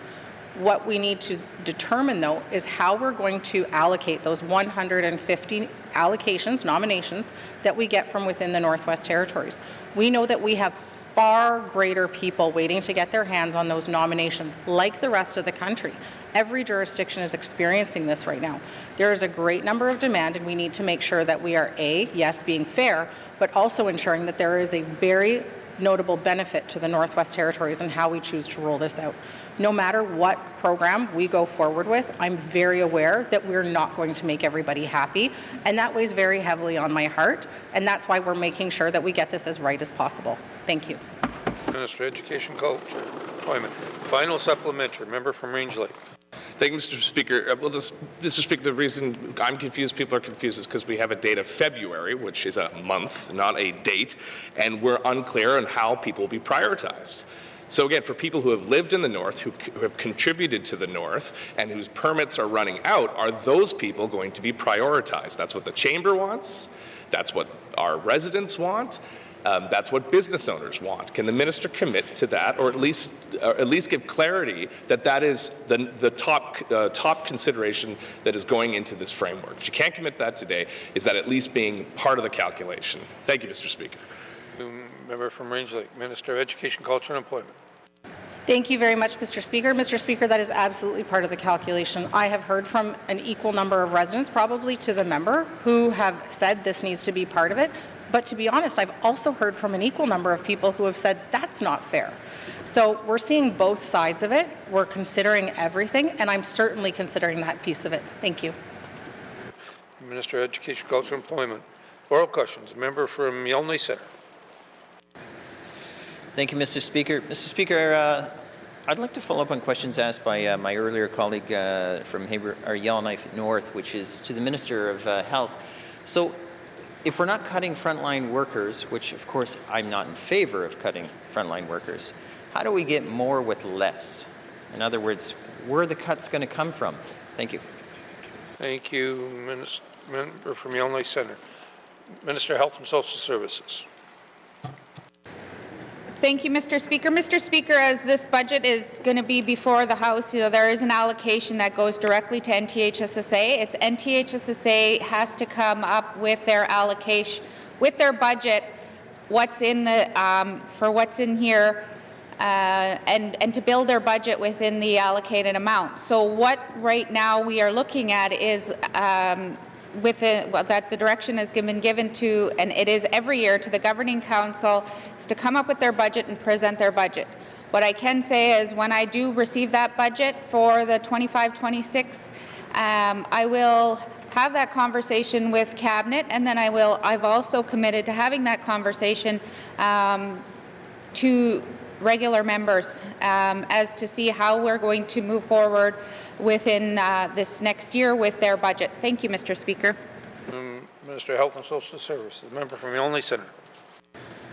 Mr. Speaker, you can't take away and still have more. You can't take away and still have the same. So, Mr. Speaker, I'm trying to understand from the minister is what's the focus? And that isn't just in the budget. We have 2 health czars working on this particular problem. So, Mr. Speaker, can the minister tell this House what is being considered as reductions within this master plan of reorging health? Thank you. Member from Yellowknife Centre, Minister of Health and Social Services. Thank you, Mr. Speaker. Mr. Speaker, as I said, I have not seen NTHSSA's budget. I have not seen, they have not presented it yet. It usually comes within in this month. I will be having a conversation next week with them. What I can say is that this is what goes on every year within within the, and so once I do have it, like, I can't say whether there's going to be cuts. The PA started in December. You know, we went into mandatory leave. We're here sitting, it's the 7th of February, so they're working on, you know, how he's, like, the contract for the PA is over the next 2 years, so trying to look at what programs that we're working with Health Sustainability Unit to look at, we're going to be looking at the programs and services that we provide, what's funded, how it's funded, what level of service are we providing. Those are all the things that we're going to be taking in account. Thank you, Mr. Speaker. Thank you, member from Health and Social Services. Supplementary, member from Yonge Centre. Thank you, Mr. Speaker. To be clear, not to get ahead of the budget discussion of health, so I'm not going to be specific, because that's a debatable item soon. But the contribution is defined already. So I'm worried that direction has been given or direction hasn't been given. And even worse, Mr. Speaker, the health budget, including the territorial budget, will have been approved, and cuts come later when the Assembly dims the lights. So, Mr. Speaker, what direction or what is being protected to ensure we're not getting cuts that aren't fully communicated to members and the public so we can talk about them in advance of them being done? Thank you. Member from Yonge Centre, Minister of Health and Social Services. Thank you, Mr. Speaker. This kind of conversation on the floor of the House about cuts when we don't even know what the budget being presented is. So this is where I'm at. Is I'll update the members once I have a conversation with the NTHSSA. I have yet to receive budgets from the health authorities, and so after I have those conversations, I'll have conversations with my cabinet colleagues, and I will have conversations with the members on the other side of the House. Thank you, Mr. Speaker. Minister of Health and Social Services. Oral questions. Member from Toonaday-Willety. Yeah, thank you, Mr. Speaker. I just wanted to follow up a couple more questions to the Minister of Health. Earlier to my statements and my questions, I just want to ask the Minister to see if we could get a cost that's associated to the funeral costs here at the Northwest Territories, and that could if is provided to the House. Thank you. Member from Toonaday-Willety, Minister of Health and Social Services. Thank you, Mr. Speaker. Mr. Speaker, I can get back to the member on what the budget is for that part of the burial program. Thank you. Minister of Health and Social Services. Member from Toonaday-Willety. Okay, thank you, Mr. Speaker. If the Minister could also provide the expiry date of these contracts. Thank you. Thank you, Member from Toonaday-Willety. Minister of Health and Social Services. Thank you, Mr. Speaker. Mr. Speaker, I think my understanding the RFP or the contract expires April of 2026. Thank you, Mr. Speaker. Member or Minister of Health and Social Services. Final supplementary. Member from Toonaday-Willety. Okay, thank you, Mr. Speaker. Mr. Speaker, with land claims being settled throughout the north and the regional governments are taking shape, community governments are taking shape. My question to the Minister is, come April 1st, 2026, would the Minister take a look at how they could work with regional governments so that they could look at providing funeral services to their own community members based on their culture and values? Thank you. Member from Toonaday-Willety, Minister of Health and Social Services. Thank you, Mr. Speaker. Mr. Speaker, as this program is for not just for Indigenous governments, it is for low-income families to be able to access to assist with funeral costs. So, I mean, I can have more. You know, I will commit to looking into what the policy is and how it's being provided. You know, and I think if there are ways that Indigenous governments want to support, if there's ways to do that, you know, we can also look at that. I mean, I'll commit to reviewing this policy before it does go back out for RFP. Thank you, Mr. Speaker. Minister of Health and Social Services. Oral questions. Member from Nuvik-Boot Lake. Thank you, Mr. Speaker. Mr. Speaker, my question is for the Minister of Education, Culture and Employment, and I apologize if I believe it wasn't asked. I'm not sure it was answered. But given that the Aurora College now will be closing down or intends on closing down the early learning centres, is the Department of Education and Culture now going to pivot, pull that funding back in, and then continue those programs through ECE? Boot Lake, Minister of Education, Culture and Employment. Thank you very much, Mr. Speaker. So, Mr. Speaker, right now, Education, Culture and Employment is working with Aurora College to gain clarity on what aspects of adult learning and basic education that's delivered through CLCs is going to continue to be delivered through CLCs and what parts will not be. From there, ECE will be able to determine a go-forward plan because they still do maintain the responsibility at the end of the day of ensuring that there are access to education and access to employment opportunities within communities. So depending on what parts of that memorandum of understanding that ECE has with Aurora College, it continues to be maintained. That will determine what portion of the funding continues to be afforded to Aurora College and what part is no longer afforded to Aurora College. Thank you, Mr. Speaker. Minister of Education, Culture and Employment. Member from Nuvik-Boot Lake. Thank you, Mr. Speaker, and I apologize. I said early learning, I meant adult learning education.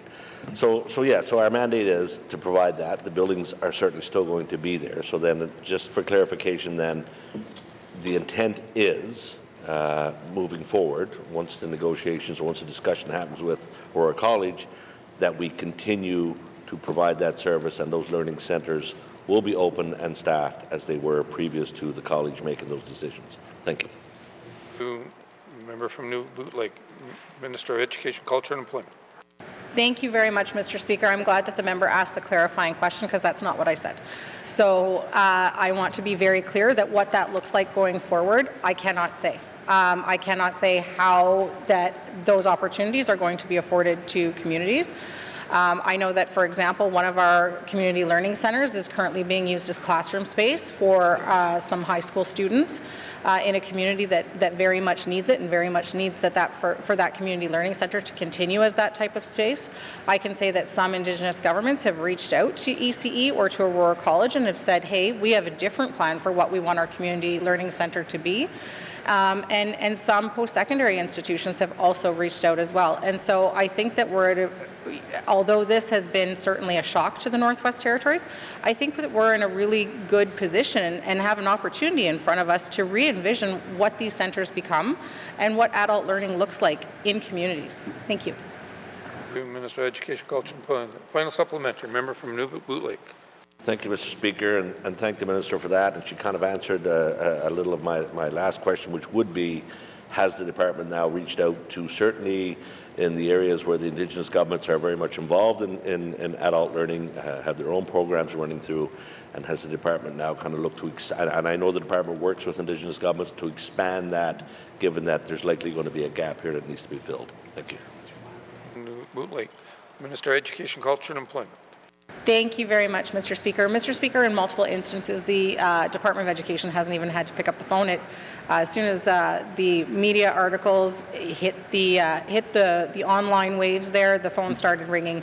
My phone certainly did, and as well as the department, as well as Aurora College.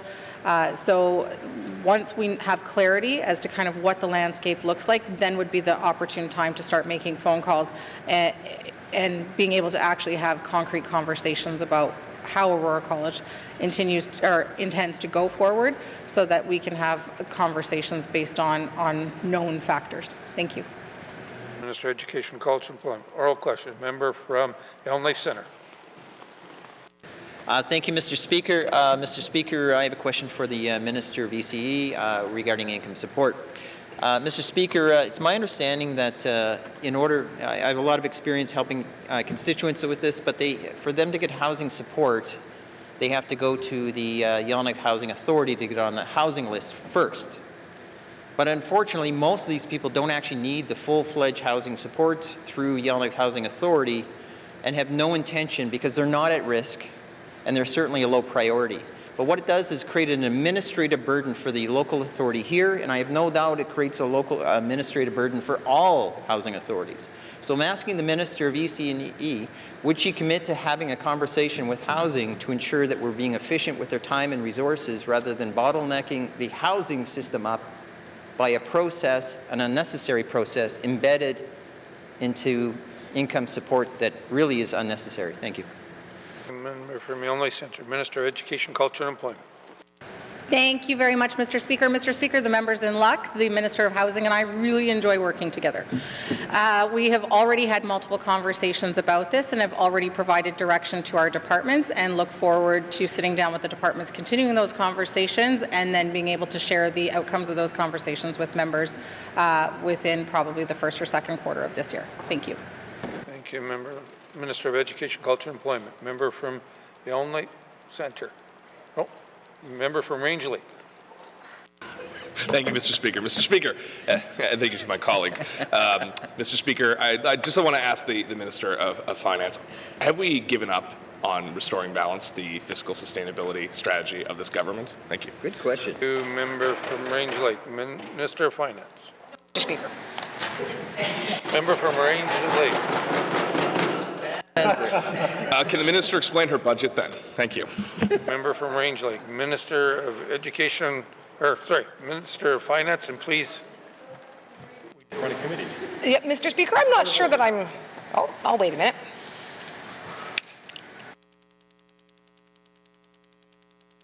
Question out of order. Member from Rangeley. Thank you. Thank you, Mr. Speaker. Thank you. Mr.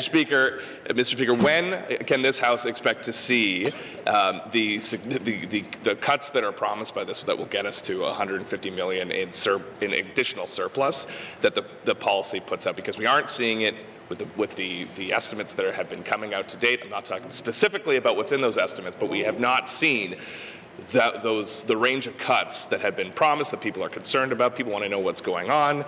So if we're still doing the strategy, when are we actually going to see these reductions? Thank you. Hear, hear. Thank you, Minister of Finance. Mr. Speaker, only one side of this House is talking about cuts. The government is not talking about widespread, rampant cuts. What we have talked about is having a budget that is providing stability. Beyond that, I won't get into the details of it because it's one of the rules of the House the public may not be familiar with, that we don't talk about things that are still going through the processes of the committee that happened on the floor later today. But, Mr. Speaker, restoring balance is about just that. It's about restoring balance. It's not about cutting things when we don't need to or when we can't. It's about ensuring that we have a financial future. We have achieved some of the goals of that already. In the last budget, we had some reductions that resulted in us having a significant surplus, and that got us through a very difficult year of low water, among high fire, and among other various challenges. Now, again, we're coming forward and saying we are looking to spend all of what we need to on our capital budget, so we don't need to take on debt for that. We're expecting to do the same this year as well, and that's all part of restoring balance. Mr. Speaker, we ultimately would like to see our total debt come down. The net debt is a number that I certainly keep an eye on, but Mr. Speaker, we need to do that in a methodical way. We are in a time of uncertainty, both in the territories, but particularly in Canada and really around the world right now. And so with that, Mr. Speaker, we need to maintain balance. We want to restore balance, but we want to do it in a way that is reasonable and responsible. Thank you. Thank you, Minister of Finance. Colleagues, time's up for oral questions. Oral questions. Oral questions. Written questions. Written questions. Returns to written questions. Returns to written questions. Replies to the Commissioner's address. Applies to Commissioner's address. Petitions. Petitions. Reports of Committee on Review of Bills. Reports of Committee on Review of Bills. Reports on standing and special committees. Reports on standing and special committees. Tabling of documents. Minister of Finance. Mr. Speaker, I wish to table the following two documents: supplementary estimates, infrastructure expenditures, number 3, 2024-2025, supplementary estimates, operation expenditures, number 2, 2024-2025. Thank you, Mr. Speaker. Tabling of documents, Minister of Education, Culture, and Environment and Climate Change. Thank you, Mr. Speaker. Mr. Speaker, I wish to table the following document, NWT State of the Conservation Network 2024. Thank you, Mr. Speaker. Minister of Environment and Climate Change. Table the document. Deputy Speaker. Thank you, Mr. Speaker. Pursuant to Section 106, brackets 4 of the Legislative Assembly Executive Council Act, as Deputy Speaker, I wish to table a report of the Northwest Territories Integrity Commissioner dismissing the complaint by Dennis A. Nukukol, Daniel Richards about the disclosure of identified information about him by the Honourable Shane Thompson, MLA for the Henday. Thank you, Mr. Speaker. Thank you, Deputy Speaker. Tabling the documents. Tabling the documents. Notice of motions. Notice of motions. Motions. Motions. Notice of motions for first reading of bills. Notice of motions for first reading of bills. First reading of bills. Minister of Municipal and Community Affairs. Mr. Speaker, I wish to present to the House Bill 17, Municipal and Community Affairs Statutes Amendments Act, to be read for the first time. Thank you, Mr. Speaker.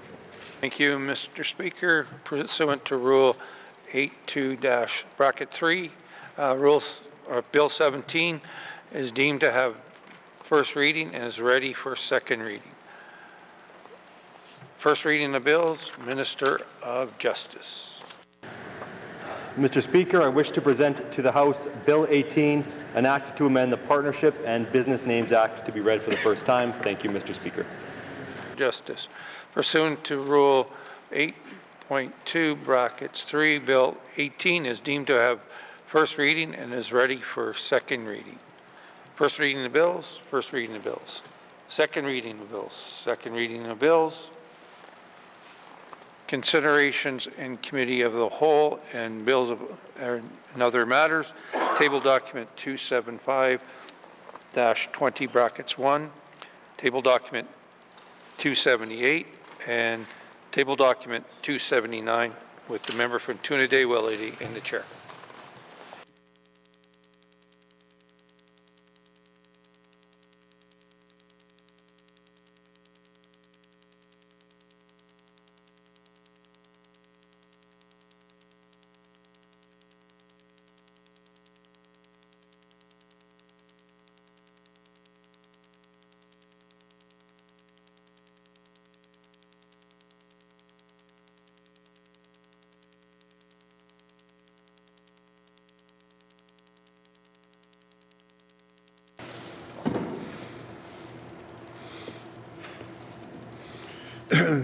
I'd like to call the committee to order. I now call the Committee of the Whole to order. What is the wish of the committee?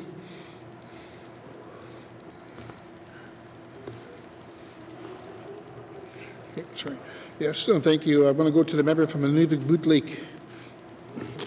Thank you, Mr. Chair. The committee would like to review the supplemental appropriation infrastructure expenditures number 3, 2425, and supplemental appropriations operations expenditures number 2, 2425. Mr. Chair, I believe they're table documents 258259. Thank you, Mr. Chair. Thank you. Does the committee agree? Okay, thank you. We're going to take a short break and then we'll resume.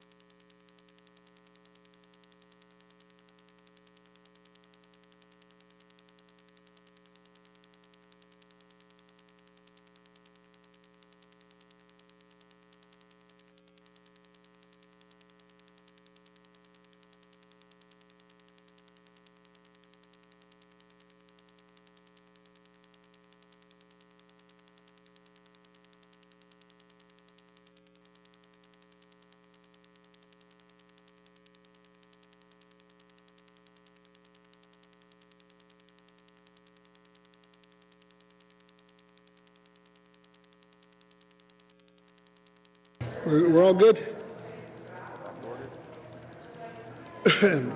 Order. Consideration in committee of the whole of bills and other matters. Table documents 278-20 brackets 1, supplementary estimates, infrastructure expenditures, number 3, 2024 and 2025, February 7, 2025. Committee, we have agreed to consider table documents 278-20 brackets 1, supplementary estimates, infrastructure expenditure, number 3, 2024-2025. Does the Minister of Finance have any opening remarks? Yes, thank you, Mr. Chair. Briefly, Mr. Chair, I'm here to present table document 278-20 bracket 1, supplementary estimates, infrastructure expenditures, and number 3, 2024-25. This document proposes a total increase of $3.064 million, comprised of the following items. $2.551 million of funding to complete Phase 1 of the Prohibition Creek Access Road. This funding is partially offset by revenues received from the Government of Canada. $1.17 million in transfers from the 2024-25 operations appropriation to this infrastructure appropriation for the purchase of vehicles across multiple departments. A decrease of $832,000 to reflect changes in project timelines for the Northwest Territories Courts Modernization Project. A $250,000 transfer from Finance to Health and Social Services to undertake the Medi-Patient project, and a $175,000 in funding for the professional licensing project with the National Registry of Physicians. This funding is fully offset by revenues received from the Government of Canada. That concludes opening remarks. I would be happy to answer questions, Mr. Chair. Thank you. Minister, does the Minister of Finance wish to bring in witnesses forward? Yes, please, Mr. Chair. Does the committee agree? Thank you. Sergeant at Arms, would you please escort the witness into the chambers?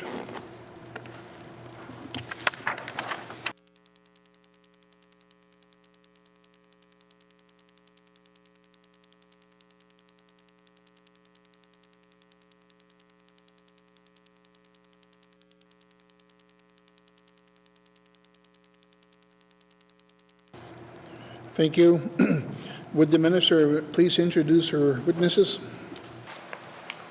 Thank you, Mr. Chair. Mr. Chair, on my left, Deputy Minister of Finance Bill McKay, and on my right, Mandy Bolstad, the Deputy Secretary to the Financial Management Board. Thank you. I will now open the floor for general comments. Is there any general comments? Seeing no further general comments, does the committee agree to proceed to the detail contained in table documents? Thank you. Committee will begin on page 5 with the Department of Environment and Climate Change. Supplementary estimates. Infrastructure expenditure number 3, 2024-2025. Department of Environment and Climate Change operation expenditures. Policies and strategic planning, not previously authorized, $83,000. Are there any questions? Seeing no further questions, supplementary estimates, infrastructure expenditure number 3, 2024-2025, Department of Environment and Culture and Change and Climate Change, operational expenditure, policy and strategic planning, not previously authorized, $83,000. Does the committee agree? Thank you. Supplementary estimates, infrastructure number 3, 2024-2025, Department of Environment and Climate Change operational expenditure, total department not previously authorized, $83,000. Does committee agree? Thank you. Committee will now consider the Department of Finance on page 6. Supplementary estimates, infrastructure expenditure number 3, 2024-2025, Department of Finance capital investment expenditures, Office of the Chief Information Officer not previously authorized, negative $1,082,000. Are there any questions? Seeing no further questions, supplementary estimates, infrastructure expenditure number 3, 2024-2025, Department of Finance, capital investment expenditures, Office of the Chief Information Officer, not previously authorized, negative $1,082,000. Does the committee agree? Supplementary estimates, infrastructure expenditure number 3, 2024-2025, Department of Finance, a capital investment expenditure, total department not previously authorized, negative $1,082,000. Does the committee agree? Thank you. Committee will now consider the Department of Health and Social Services on page 7. Supplementary estimates, infrastructure expenditure number 3, 2024-2025, Department of Health and Social Services, capital investment expenditures, administrative and support services, not previously authorized, $250,000. Are there any questions?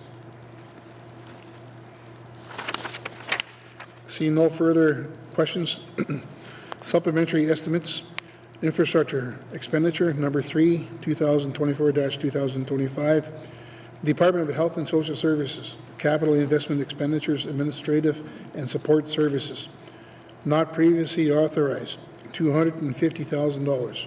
Does the committee agree? Supplementary estimate infrastructure. Supplementary estimates infrastructure expenditure number 3, 2024-2025, Department of Health and Social Services, capital investment expenditure, Health and Social Services programs not previously authorized, $607,000. Are there any questions?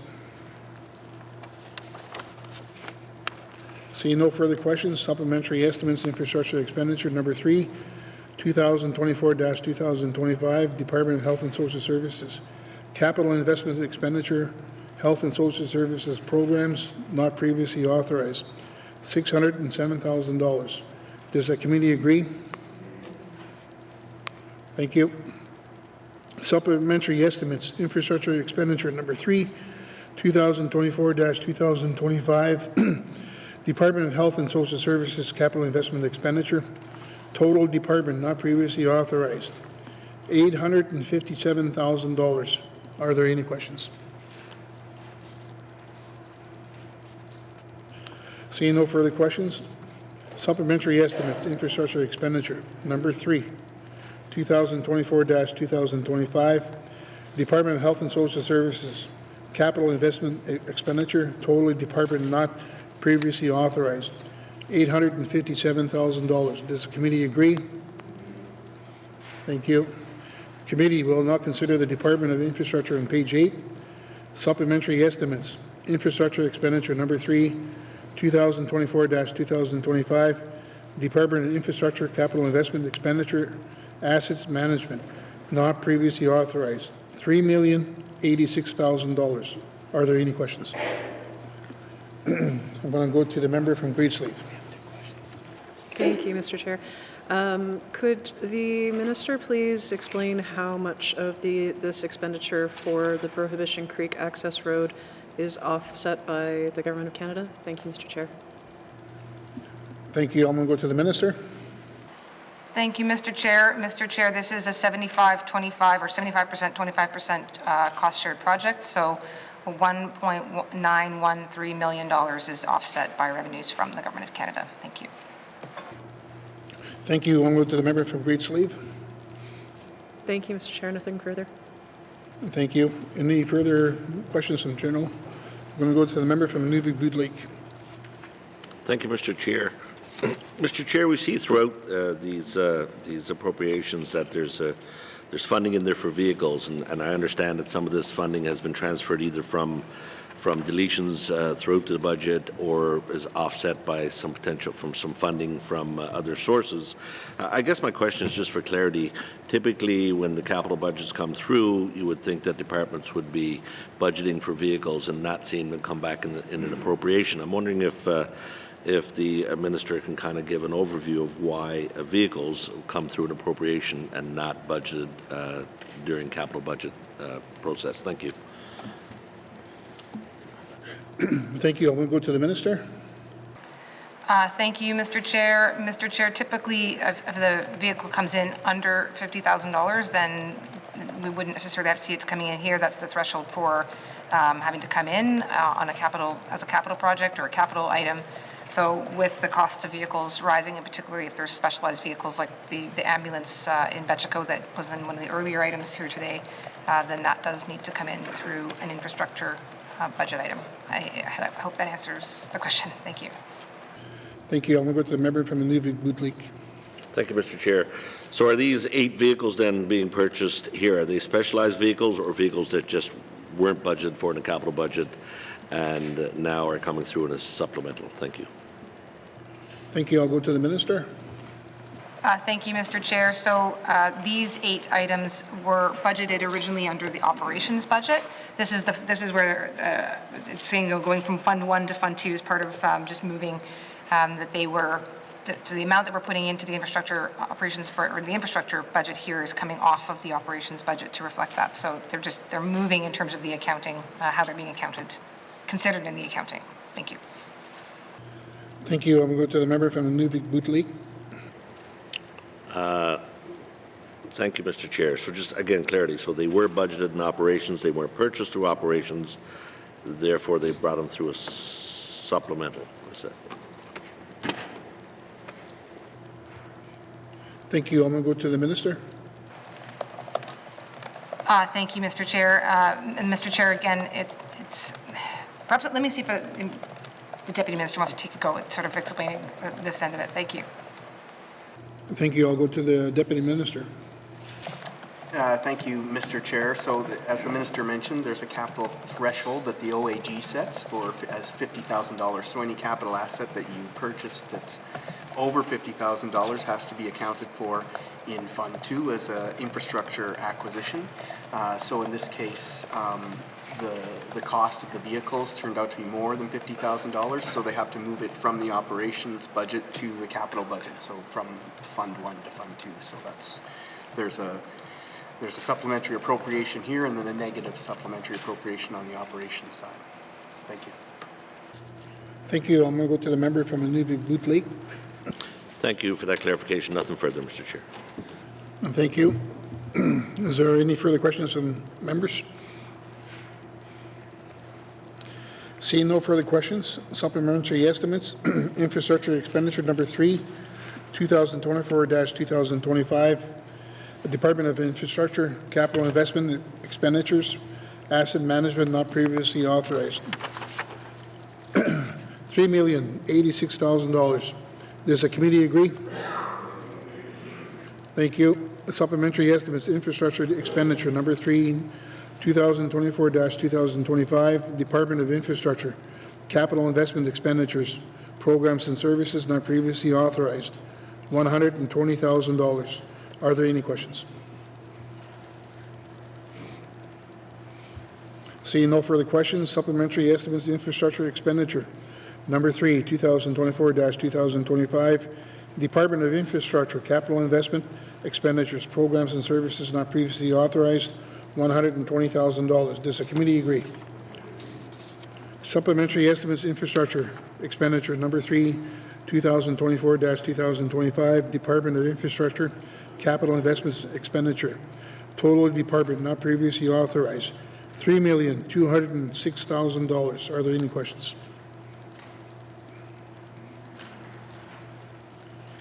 Seeing no further questions, supplementary estimates, infrastructure expenditure number 3, 2024-2025, Department of Infrastructure, capital investment expenditure, total department not previously authorized, $3,206,000. Does the committee agree? Members, there is a schedule on page 10 that details that the impact of capital estimates. This schedule is not a votable item and is included as information only. Are there any questions on this schedule? Seeing no further questions, as this is not a votable item, We will continue on. Committee, do you agree that you have concluded consideration of table documents 278-20 brackets 1, supplementary estimates at infrastructure expenditure number 3, 2024-2025? Does the committee agree? Thank you. The motion is in order. Sorry. Member from Nunavik-Boot Lake. Thank you, Mr. Chair. Mr. Chair, I move that consideration of table document 278-20 brackets 1, supplementary estimates infrastructure expenditures number 3, 2024-2025 be now concluded, and that table document 278-20 brackets 1 be reported and recommended as ready for further consideration in formal session through the form of an appropriation bill. Thank you, Mr. Chair. Thank you. The motion is in order. To the motion? Question has been called. All those in favor? All those opposed? The motion is carried. Table documents 278-20 brackets 1, supplementary estimates, infrastructure expenditure number 3, 2024-2025 will be reported as ready for consideration in formal session through the form of appropriation bill. Thank you, Minister, and thank you to the witnesses for appearing before us. Sergeant at Arms, please escort the witnesses from the chambers.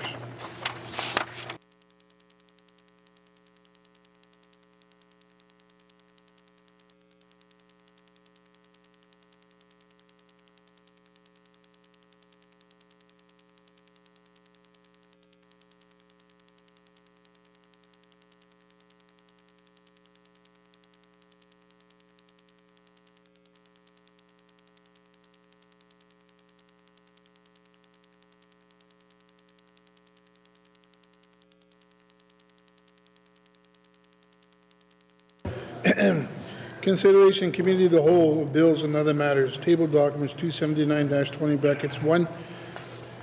Supplementary estimates, operational expenditure number 2, 2024-2025, February 7, 2025. Committee, we have agreed to consider table documents 279-20 brackets 1, supplementary estimates, operational expenditure number 2, 2024-2025. Does the Minister of Finance have any open remarks? Thank you, Mr. Chair. Yes, Mr. Chair, briefly, I am here to present table document 279-20 bracket 1, supplementary estimates, operations expenditures number 2, 2024-2025. This document proposes a total appropriation increase of $74.725 million comprised of the following items. $16.9 million to provide funding to address the Marine Transportation Services projected deficit for 2024-25. $14.7 million to support the increase in road construction and maintenance costs, community support for fuel resupply and utilities and lease costs. $14.5 million to support healthcare operations in the Northwest Territories, and $12 million to provide funding to reduce the impact of costs associated with NTPC proposed rate increases. Additionally, we are proposing the following supplementary expenditures, which are supported by federally funded agreements, including $5.4 million to provide funding for various health and social services cost share agreements, $2.3 million to provide funding for Canada Northwest Territories National School Food Program Agreement from 24 to 25, $1.5 million to provide funding for the Section 11 Conservation Agreement with Environment and Climate Change Canada, and $1 million to provide funding in support of the Northwest Territories Wraparound Service Agreement. These supplementary estimates also propose an adjustment of $50 million to the authorized short-term borrowing limit established under the Appropriations Act, Operations Expenditures 2024-2025. These supplementary estimates will ensure the Government of the Northwest Territories is in compliance with the Financial Management Act by reflecting the borrowing limit for debt less than 365 days for the 2024-2025 fiscal year at $750 million. The request is the result of increased fiscal pressures, including unforeseen expenditures as a result of low water and other climate change impacts, as well as continued operational pressures within the healthcare system.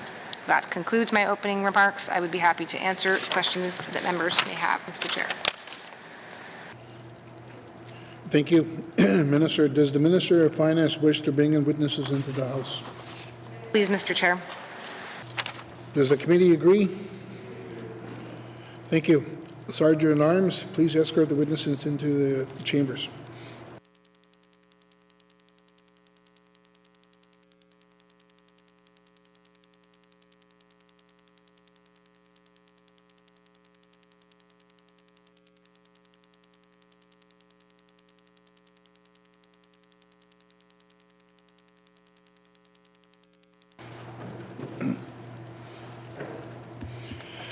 Would the Minister please introduce her witnesses? Back again, Mr. Chair. We have on my left Deputy Minister of Finance, Bill McKay, and on my right, Mandy Bolstad, the Deputy Secretary to the Financial Management Board. Thank you. I will now open the floor for general comments on the supplementary estimates, operational expenditures. I'm going to go to the member from Range Lake. Thank you, Mr. Chair. Supplementary appropriations are rarely a subject of significant debate in the House because they are, they're required to address money that's already been spent. But I think, given the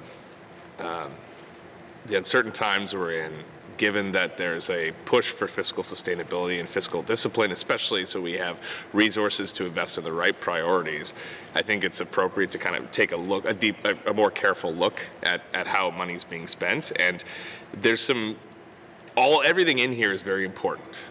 I'll be clear on that.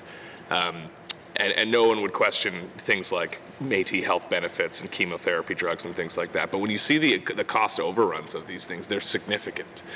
And you have to wonder, is there a way we could have planned for this more prudently so these wouldn't be these wouldn't be significant amounts of money? And also, is there a way to apply more fiscal discipline to the management decisions around how some of these funds are being spent?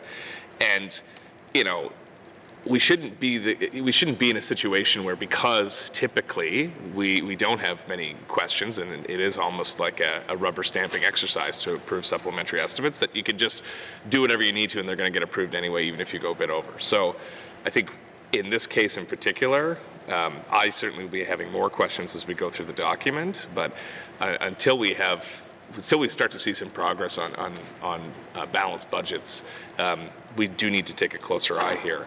My question for the Minister is, what is the impact of this on the supplementary reserve that's established by the main estimates? Thank you. Thank you. I'm going to go to the Minister. Thank you, Mr. Chair. So, Mr. Chair, we do have a supplementary reserve that we set at $35 million, and obviously this one alone would certainly put us over that. We do. Sorry, Mr. Chair, I was just trying to see anyways, it is obviously going to put us over that. Oh, there we are. Thank you. So, Mr. Chair, the net impact here, we are going to end up at a total impact of $64,717 million in this case, obviously significantly beyond a $35 million target that we would have set. And, I guess that's the answer to start, Mr. Chair. Thank you. I'll go to the member from Range Lake. Thank you. And this is the supplementary appropriation number 2. The impact, I have the numbers here, but the impact of supplementary appropriation number 1, which we've already approved, was a little over 160 million.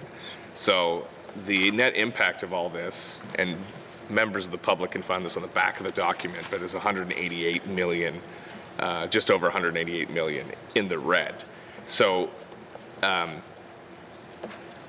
is this why? And so these costs, some of them are certainly the things you can't control due to fire and things like that. But some of these costs, I think, could reflect something else. They could reflect, controls or the sustainability controls, let's call them, that aren't being applied or aren't being followed. But it seems like this government either has a message that's spend no money, like a flat-out freeze, which we see time to time, or it's spend as normal. So there's got to be a more balanced way that can get these supplementary estimates under control.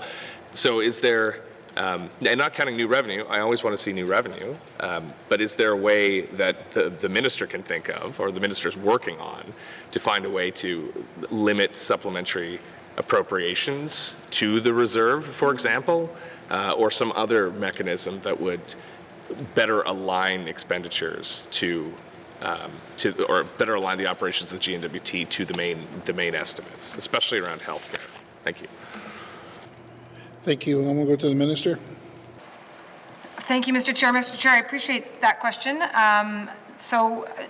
First, just I know there's been sort of chatter, if you will, around the idea of a freeze. So we did put out that there would be we wanted departments to engage in fiscal restraint, which is not the same necessarily as a freeze.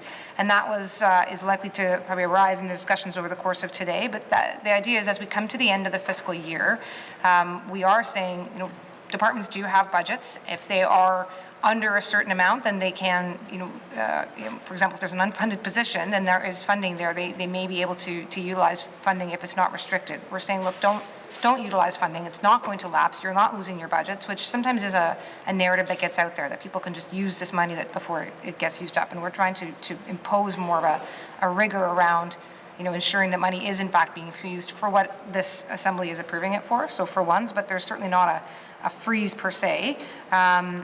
As far as mechanisms, so that is, for starters, that's why we imposed the $35 million as a target for the supplementary reserve, fully anticipating that we are likely to go over that in the course of any given year, because a lot happens in the course of a year that you cannot budget for, or that you don't necessarily know what the actual costs may be. And the vehicles that we saw were an example of that.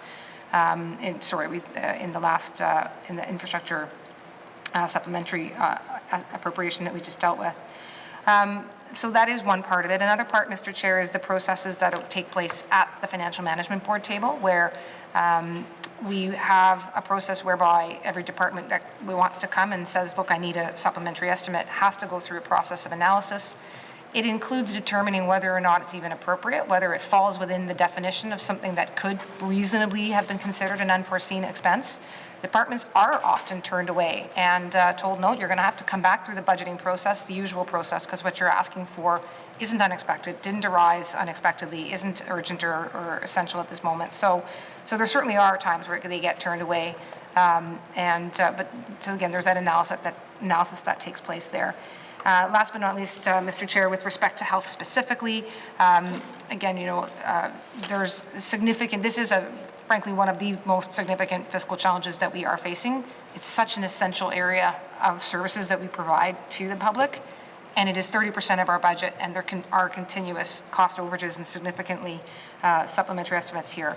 So work happening there is twofold. We do have the Health System Sustainability Unit that's resting within Executive and Indigenous Affairs, as well as the Public Administrator, who's doing significant work to try to determine what those right sizing of budgets are, and the two of them will, I'm confident, be coming forward with some suggestions and proposals of how to better budget in a way that provides the services without ending up, for example, here in a cost overage. Thank you.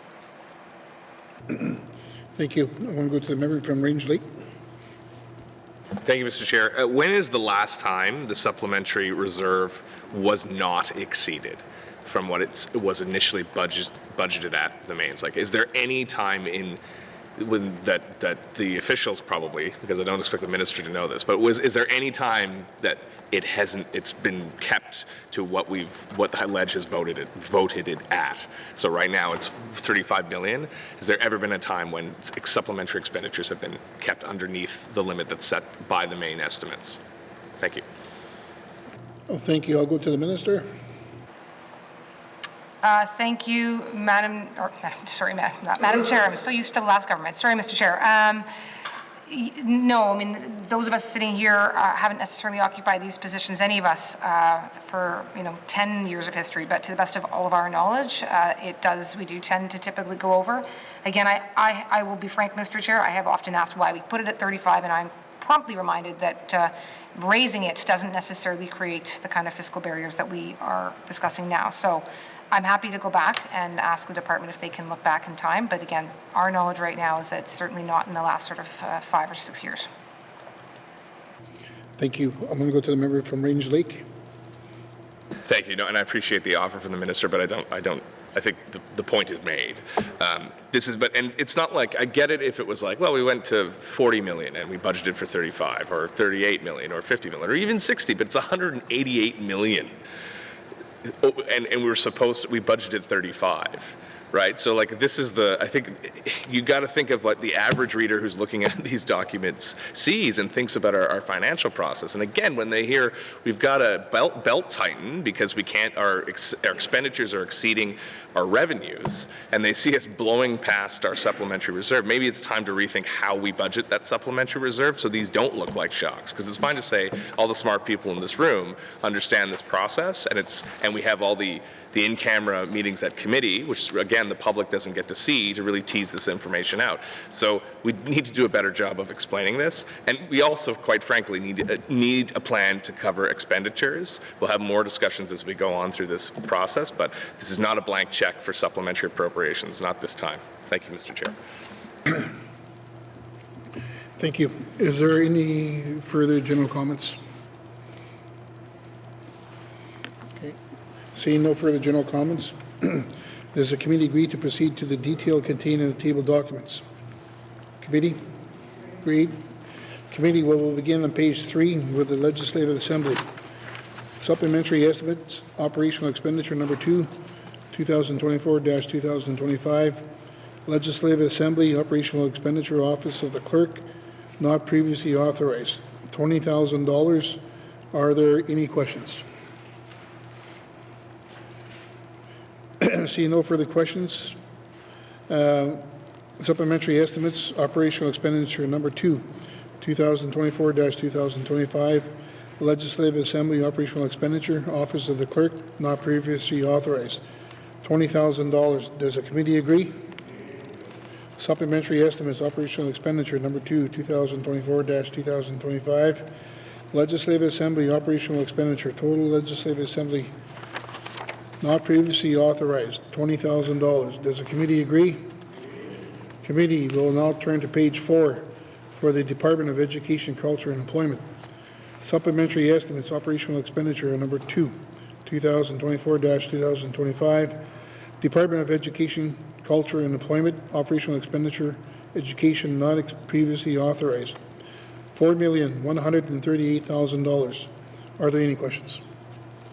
I'm going to go to the member from Yellowknife North. No. Sorry. Yellowknife North, and I'm going to come back over here. I seen her hand go over. So sorry about that. I'm going to go to the member from Yellowknife North. Thank you, Mr. Chair.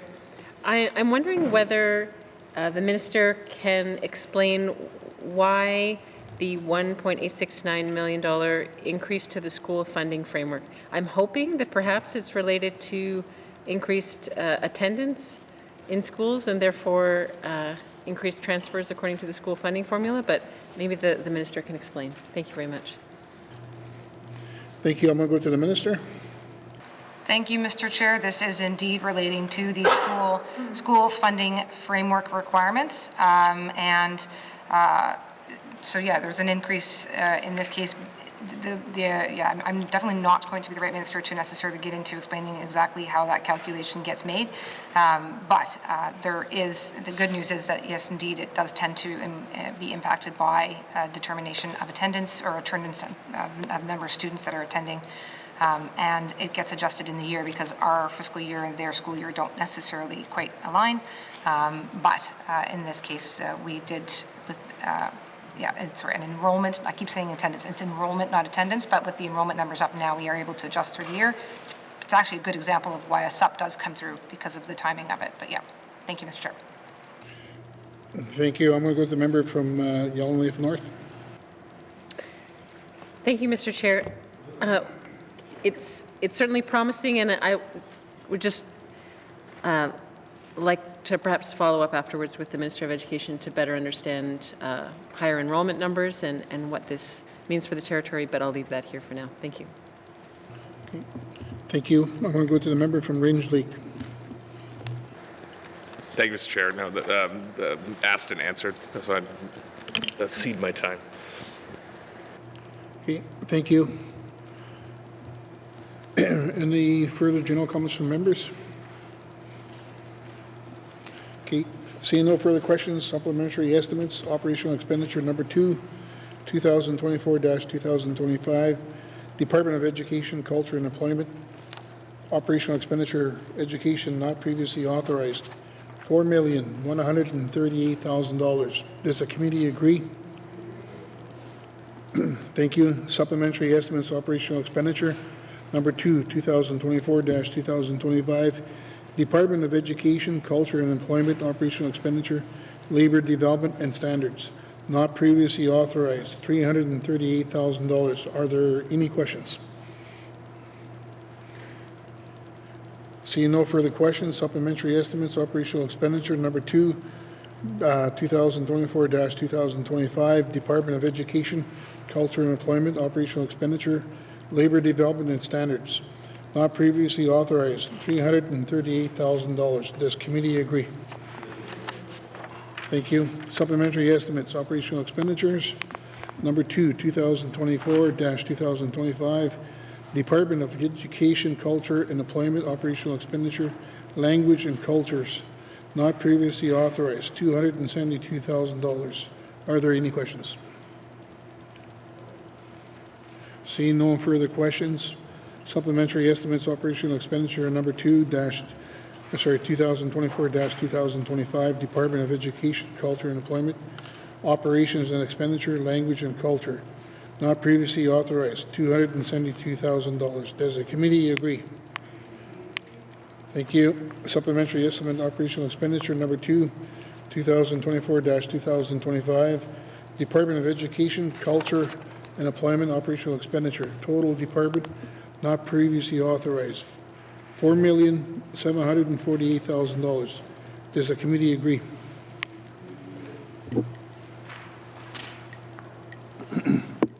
Thank you. Turn to page 5 for the Department of Environment and Climate Change. Supplementary estimates, operational expenditure number 2, 2024-2025, Department of Environment and Climate Change, operational expenditures, environmental management, monitoring and climate change, not previously authorized, $776,000. Are there any questions? Seeing no further questions, supplementary estimates, operational expenditure number 2, 2024-2025, Department of Environment and Climate Change, operational expenditure, environment management, monitoring and climate change, not previously authorized, $776,000. Does the committee agree?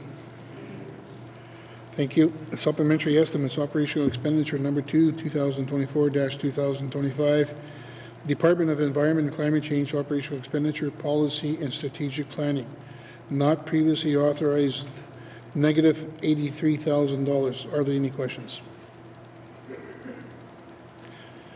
Seeing no further questions, supplementary estimates, operational expenditure number 2, 2024-2025, Department of Environment and Climate Change, operational expenditures, policy and strategic planning, not previously authorized, negative $83,000. Does the committee agree? Thank you. Supplementary estimates, operational expenditure number 2, 2024-2025, Department of Environment and Climate Change, operational expenditure, wildfire and forest management, not previously authorized, $1,502,000. Are there any questions? Seeing no further questions, supplementary estimates, operational expenditure number 2, 2024-2025, Department of Environment and Climate Change, operational expenditure, wildfire and forest management, not previously authorized, $1,502,000. Does the committee agree? Supplementary estimates, operational expenditure number 2, 2024-2025, Department of Environment and Climate Change, operational expenditure, total departments not previously authorized, $2,195,000. Does the committee agree? Thank you. Please turn to page 6 for Department of Executive and Indigenous Affairs. Supplementary estimates, operational expenditure number 2, 2024-2025, Department of Executive and Indigenous Affairs, operational expenditures, Directorate, not previously authorized, $1,279,000. Are there any questions? Seeing no further questions. Supplementary estimates, operational expenditure number 2, 2024-2025, Department of Executive and Indigenous Affairs, operational expenditure, Directorate, not previously authorized, $1,279,000. Does the committee agree? Thank you. Supplementary estimates, operational expenditure number 2, 2024-2025, Department of Executive and Indigenous Affairs, operational expenditure, total department not previously authorized, $1,279,000. Does the committee agree? Thank you. Please turn to page 7 for Department of Finance.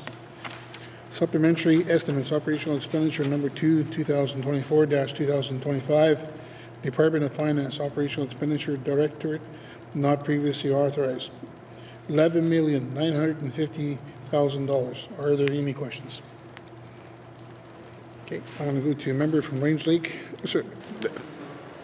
Thank you, Mr. Chair. Yeah.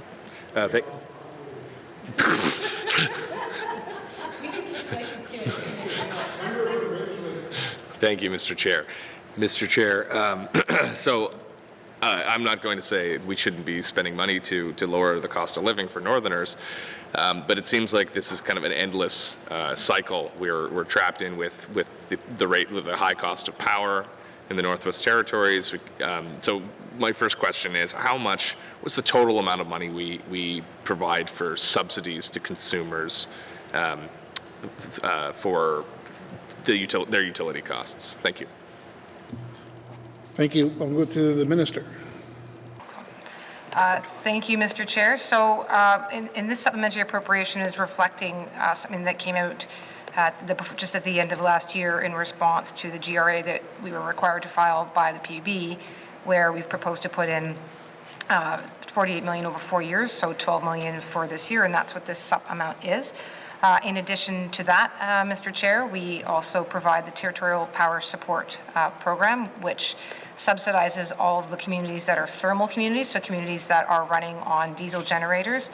Throughout the Beaufort Delta communities, Mackenzie Delta communities, Sawtoo, Decho, they are brought down to the Yellowknife rate, and that territorial rate subsidy comes in at around $7.1 million. Mr. Chair, there's also, of course, we certainly would support the costs of power and utilities within public housing units. I don't have that number handy. I think that's it, Mr. Chair. I don't necessarily have a mathematical lineup of all those details, but I do think that's it. If I'm missing something, I'll follow up in due course. Thank you. Thank you. I'm going to go to the member from Range Lake. Thank you. I have $80 million in my head on like a general kind of subsidy. I don't know if it wraps up everything in that, but that's my recollection from perhaps the main estimates. But does that number sound accurate at all? Thank you. Thank you. I'll go to the Minister. Thank you, Mr. Chair. So, Mr. Chair, I heard subsidies direct to the consumers, so that's the numbers I was sort of running through. There's also, of course, supports that the government provides to keep the cost of energy infrastructure reduced. So, for example, the Inuvik wind project, wind and battery project, and the Tulsan upgrade project collectively were also coming in at around $80 million, and by subsidizing, so yeah, we're subsidizing in that case the infrastructure by doing so. Otherwise, that would then have to be paid by the ratepayers according to public utilities principles. So by avoiding having that cost passed down, I suppose that's also indirectly subsidizing consumers. Similarly, there was the cost of diesel over the last couple of years, which I believe is at around $30 million. That should be in the mains. That may be indeed what was recently seen. That is part of sort of every 9 to 10 years or so when there's a low water cycle. We do find that the territorial government does tend to step in and provide supports again. Otherwise, that higher cost of burning diesel does get passed down to ratepayers on the user pay principle. Thank you. Thank you. I'll go to the member from Range Lake. Thank you, Mr. Chair. So how much is there a calculation for this $12 million, like how much we're saving taxpayers from the general, or consumers, not taxpayers, because we're not saving taxpayers, we're spending their money. But how much, I'm okay with that, is if we're getting to a public good, and in this case we're taking the pain off the utility bills. So how much are we saving the average household with this? Thank you. Thank you. I'll go to the Minister. Thank you, Mr. Chair. So, Mr. Chair, and it's ratepayers. I often get it wrong, but so the ratepayers, who often are the same taxpayers, and I mentioned this yesterday in saying that you are taking tax dollars, then essentially turning it back over so that people are keeping their costs lower. The $12 million that we are proposing would go towards the costs of power. Now, the final amount that it's going to be depends upon what the Public Utilities Board decides to do. They're the ones that actually set the rates, and the requirement for a GRA was issued somewhat earlier than what the Northwest Territories Power Corporation was anticipating. So that process had to happen fairly quickly. NTPC went in proposing a rate increase to energy costs at 24.8%. Energy costs are only one part of your utilities bill. There's a fixed cost portion as well. So it's not the entirety utility bill that would be proposed to go up, only the portion that is the energy portion. The 24.8%, also there's a reduction there because there was already a rate increase back in July. That would come off of that proposal. This with another 12 million bring from 24.8 down to 15, but again, it actually comes down a little further when we consider that there was a 7% rate increase already in July. That's a very long answer, but yeah, it does bring it down several percentage points from that 24.8. Again, I can't give a final number in terms of the dollar because I won't necessarily know until the PUB comes out with their decision. Thank you. Thank you. I'll go to the member from Rangeley. Thank you. So has the rate application been modified with the advent of this $12 million? Thank you. Thank you. I'll go to the Minister. Yeah, yes, Mr. Chair, and I say that only in that I haven't actually, I don't know if it's been updated. I know the documents are all filed publicly, but if it hasn't been, it will. Thank you. Thank you. I'll go to the member from Rangeley. Thank you. So for clarification, so the new rate application in front of the PUB will be a 15% increase. Thank you. Thank you. I'll go to the Minister. Mr. Chair, I think the new rate application will reflect a subsidy of $12 million over 4 years. And I believe it will say that it's then going from 24.8 down to 15. It's from this perspective of the public is where I want to add again that that's only their energy side of their bill, not the total bill, and it doesn't necessarily yet take into account that there was the increase in July. So the GRA reflects that total rate increase, but from the perspective of the public, they've already seen a small increase in July, and it is not the whole bill that goes up 25%. It's only the energy costs that they pay. We all pay fixed costs on our bills too. I hope that both answers the question and is clear to more broadly. Thank you. Thank you. I'll go to the member from Rangeley. Thank you. And I appreciate this is complicated because there's like the 7% increase that has already happened, and then that's being compounded into the GRA. But I guess my concern is if it's still like the same, 25 increase, but we're doing all these things to lower it, but the increase in front of the PUB is still there, that doesn't reflect the subsidy, then NTPC is asking for more than it needs, and I would like that not to be the case. So can just the Minister confirm that, like, what the PUB will be considering is the rate increase the PUB is considering will fully reflect the 12 million, because if it's not inclusive of this new subsidy, then it's unnecessary because we're already covering the costs in this supplementary appropriation. Thank you. Thank you. I'll go to the Minister. Thank you, Mr. Chair. So yes, it absolutely will be fully reflected in what goes to the PUB. Again, I just wasn't sure if it's been filed or on the public register or not. And, you know, yeah, I want to let folks know, because I do think it came out that everyone's power rates are going up 25%, and that's not going to be the case. That's not even the worst case scenario. That's just simply not how it's going to go down. But I don't know the final dollar value. This 12 million and the proposed 12 million over 4 that's being put forward by the government will have a very direct impact on what the final decision of rates needs to be. The PUB does a proposal or looks at rates from the perspective of reasonableness. So they may well say that there's too much sticker shock on this and they don't want to raise it. They may say that there's something in the filing or the submissions that doesn't qualify or is not, that they don't think should be on ratepayers. But beyond all that, I'm quite confident that there would be an increase and that this 12 million will have a direct impact on keeping people's power rates down below whatever that final value is.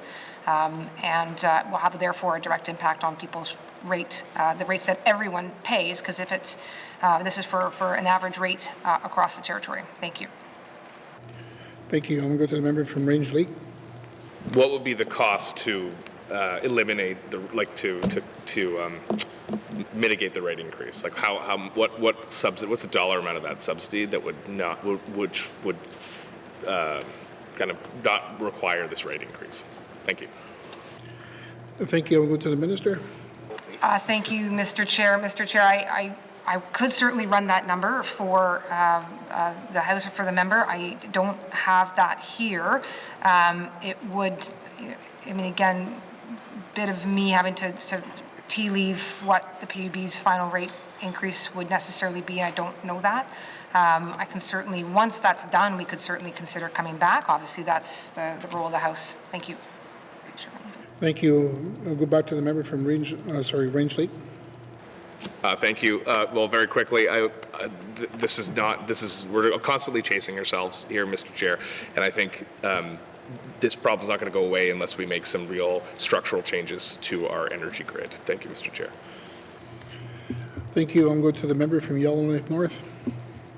Thank you, Mr. Chair. First, I just want to establish, can the minister confirm that the Northwest Territories Power Corporation is expected to have a balanced budget each year, or can they run operating deficits? Thank you, Mr. Chair. Thank you. I'm going to go to the minister. Mr. Chair, I'm going to send that to the Deputy Minister, who may be able to speak to that. Thank you. I'm going to go to the Deputy Minister. Yeah, thank you, Mr. Chair. So the general approach is that the NTPC will run based on its operations based on its revenues that it gets from ratepayers. But they do have the ability to take on debt. So, in a sense, they do spend more than they take in. But that debt is supposed to be allocated towards capital acquisitions only. So that's generally how it works. So for their operations, they have to be fully funded by ratepayers. Thank you. Thank you. I'm going to the member from Yellowknife North. Thank you, Mr. Chair. Well, now I'm curious, given the wording of the Deputy Minister.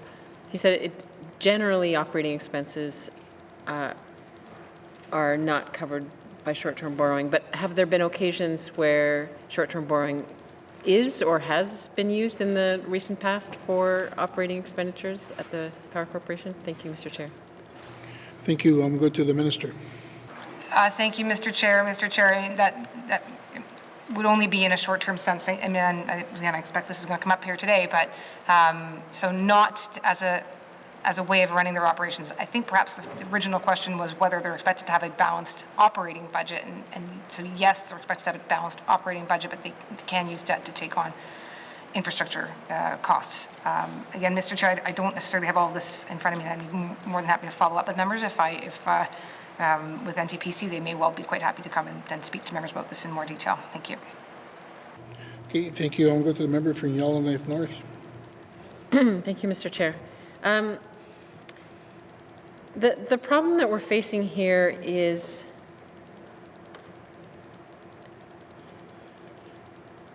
we have an arm's length, corporation that is supposed to be sort of balancing its own budget, but then we're asked to essentially subsidize operations to avoid ratepayers having to pay too much. But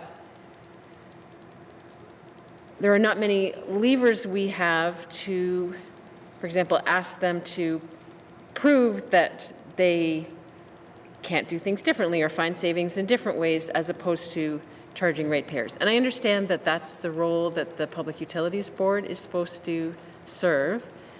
I'm just thinking of a parallel here. You know, we have the health authority with costs that are sort of spiraled out of control, and it's, you know, again, an arm's length authority. And so we've established a public administrator to look more deeply into how that budget can be balanced and where cost savings can be found. But we don't have a parallel process happening in this case where, you know, we have someone looking more deeply into, you know, do they really need this money to avoid charging ratepayers more, or are there other ways that cost savings can be made where the government doesn't have to keep issuing massive subsidies to diesel in order to spare ratepayers? So I guess my question to the minister in this case is she satisfied that the Public Utilities Board processes are sufficient to reassure the Assembly that there are no other possible internal cost savings that can be found within the Power Corporation to help us avoid having to, you know, give them these subsidies? And really, it's been pretty regular of late. Thank you, Mr. Chair. Thank you. I'll go to the Minister. Thank you, Mr. Chair. Mr. Chair, it really is quite literally the role of the Public Utilities Board to conduct the general rate application, and it is a fairly extensive and detailed process that is undertaken when they have to put in literally every single cost that is incurred, and it is analyzed, and there's a determination as to whether those costs are reasonable or not. And then the PUB sets, you know, again, a reasonable, a range of reasonableness of what the utility is permitted to make back in terms of the rate of return. That rate of return from the GNWT side, Mr. Chair, we haven't taken a dividend in the time that I've been in this chair. So, you know, again, that's one of the levers we have, is to not take anything in terms of a rate of return. I'm not really sure what else to say. It's literally the job of the PUB, and it's happening imminently here to do a very detailed analysis of every single cost that is involved in setting the rates. So I'm happy to review that process at further length with all members. It's certainly a complex one because the things that go into generating power are complex. So yeah, happy to do that at a later time and run through that and see what they're examining and what they're analyzing. Thank you. Thank you. I'm going to go to the member from Yellowknife North. Thank you, Mr. Chair. I do think that this is a very important conversation to have in more detail with committees. I know that we're not going to sort it all out here on the floor, but I personally am not satisfied that the processes surrounding the Public Utilities Board examination would really have the kind of analysis of the system and the way costs are incurred, and that would be able to provide us with some insights or recommendations on, you know, how to run the Power Corporation more efficiently with better cost savings. I mean, I don't think that can come through those kind of hearings, and so I would love to have further conversations about what might be possible in terms of bringing more insights and analysis to the table as to how we can avoid being put in this position year after year where, you know, it's either these subsidies or ratepayers pay, but I feel like we can do more to try to prevent this need in the first place. Thank you, Mr. Chair. Okay, thank you. Okay, I'm going to go to the Minister. Thank you, Mr. Chair. Mr. Chair, fundamentally, the costs that go into generating power, whether it's the fuel or whether it's the upkeep, continue to grow, and the sales of power in the Northwest Territories remain flat. And that has been the case for a very long time, long before before this Assembly was composed. So, we can certainly try to increase those to whom we are selling, and in particular, It's not a handful of residential customers, and probably not even converting a handful to electric heating, but to look for industrial customers. So the Power Corporation is right now, has for the last 2 years, and for the first time ever, but in the last 2 years, attended Roundup to try to speak to the different projects that are coming online, hopefully in the Northwest Territories. That would have a significant impact. Increasing our transmission system so that we can distribute power to more communities, so that more communities are using hydropower. That will start to make a difference, not necessarily a huge one, probably is more in the form of resiliency, but there are things that can impact the energy system in the Northwest Territories, but it's probably not the tinkering on the sides of costs. It's going to be fairly significant changes. So, and again, there's a lot in the space. I certainly will ask that we set up a time for MLAs to look at this. And to look at what we're doing. There is also the change coming to the board that has been asked, and I'd like to get to speak to that. I don't know that changes these fundamentals, that sales are flat and costs are high, but there's work underway to try to make that, to shift that balance a little bit. Thank you. Thank you. Was there any further questions from, okay, nothing from Waikiki North. Any general comments? I want to go to the member from Waikiki Centre. Thank you, Mr. Chairman. It's certainly a pleasure to get an opportunity to comment on page 7 under the directorate here, assuming we're still on the $12 million being proposed here. I'm wondering if the minister can provide a breakdown as to how that $12 million came to be as the number. Can they be specific as to where that subsidy will be applied? Thank you. Thank you. I'm going to go to the minister. Thank you, Mr. Chair. Mr. Chair, I don't know if I have that level of detail. Let me see if the Deputy Minister maybe can, and if not, we will look to pull that back. Sorry, and it's where the 12 million came from or where it's being applied. It's going to be applied to the costs, the ratepayers' cost, but if it's where it's coming from, I'll see if Deputy Minister may have that handy. Thank you. I want to go to the member from Yonge Centre. Oh, I'm sorry. I thought she was referring to the Deputy Minister would comment before coming back. If I'm incorrect. My apologies. I'll go to the Deputy Ministers. Thank you, Mr. Chair. So what will happen is there will be a $12 million transfer to NTPC, and they are to use that for their operations. So their operations are funded by ratepayers. So instead of getting the full cost of those operations, or the full cost of their operations from ratepayers, they'll get part of it, the majority of it from ratepayers, but 12 million of those operating costs will come from the government of the Northwest Territories. Thank you. Thank you. I'll go back to Yonge Centre. Thank you, Mr. Chairman. Mr. Chairman, I was wondering if they could, the Minister, Department, or the staff could elaborate as to how that $12 million calculation came to be, and specifically what areas of shortfall were identified to make that $12 million as the targeted total. Thank you. Thank you. I'll go to the Minister. Thank you, Mr. Chair. Mr. Chair, I certainly do have that. It's not necessarily in the supplementary estimates documents or background materials. I certainly can get that to members. I'm just not finding, I mean, that's sort of, I'm digging back now to before the winter break. So I don't have that coming up quickly. Yeah, I'll have to get back to the member with the breakdown of how we landed on that number. Thank you. Thank you. I'm going to go to the member from Yonge Centre. Thank you for that. I will certainly accept it. Did NTPC suggest, with respect to how urgent this particular need is, and what documentation have they broken down to say, if we don't have this by X date, we will have to consider Y solution? Thank you. Thank you. I'll go to the Minister. Yeah, thank you, Mr. Chair. The urgency of this was due to the timing of the required general rate application. So the deadline for that was the end of October. So there was a desire to get this in as quickly as possible to reflect that timing. And so there's a supplementary estimate here now. This is the earliest time we could put it before the House. But wanting to see that it's part of the process of the Public Utilities Board, which is underway right now. That was the timing issue. Thank you. Thank you. I'm going to go to the member from Yonge Centre. Is there any current financial urgency or impact that this has not been approved as of yet? Thank you. Thank you. I'll go to the Minister.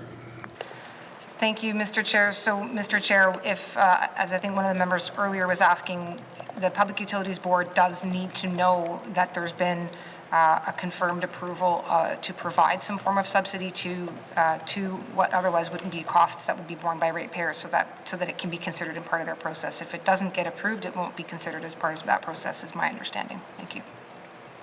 Thank you. I'll go to the member from Yellowknife Centre. Has the BUB or someone else articulated that deadline? Thank you. Thank you. I'll go to the Minister. Thank you, Mr. Chair. So the proposed GRA would be for this fiscal year, and so it would have to be part of the assessment.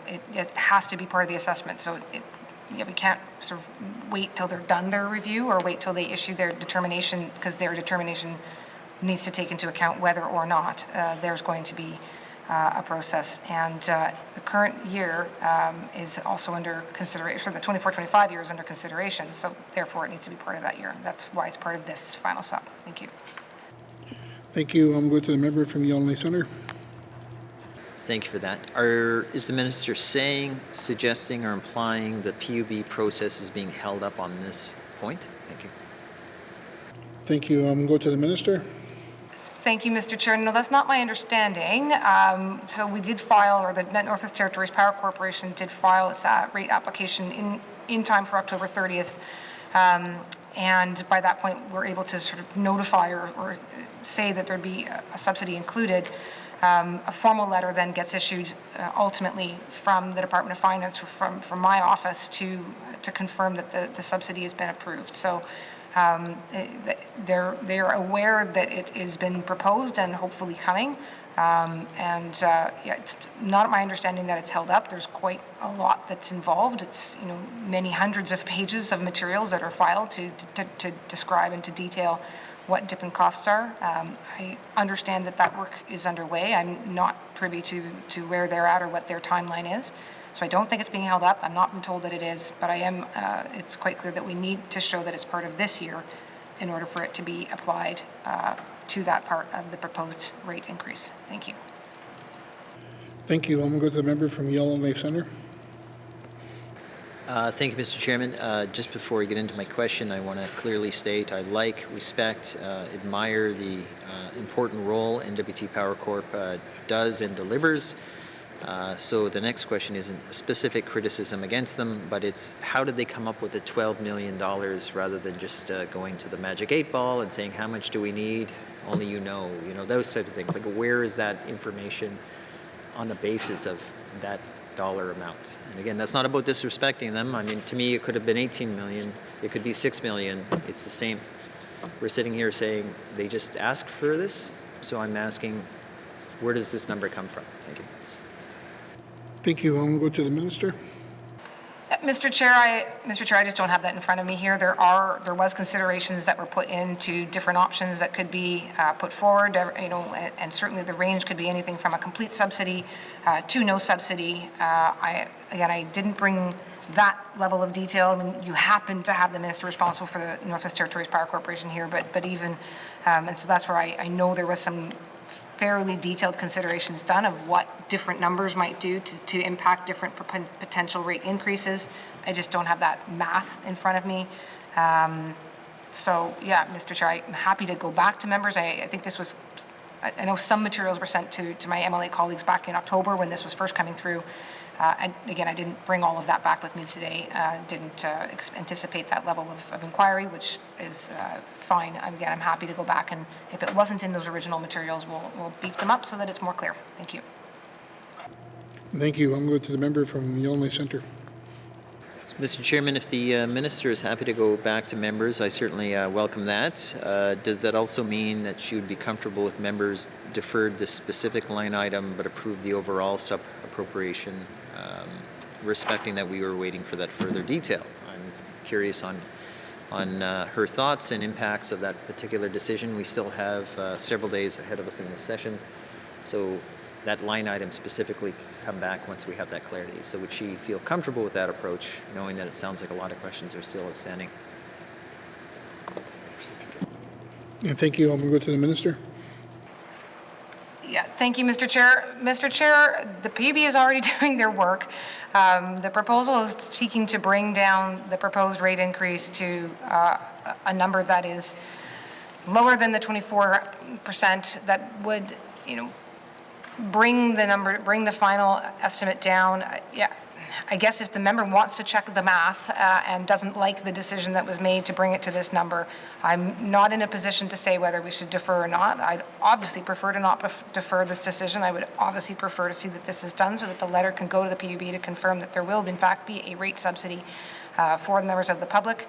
Again, I can pull up all the materials that were sent to members back in October and see what was there and what wasn't.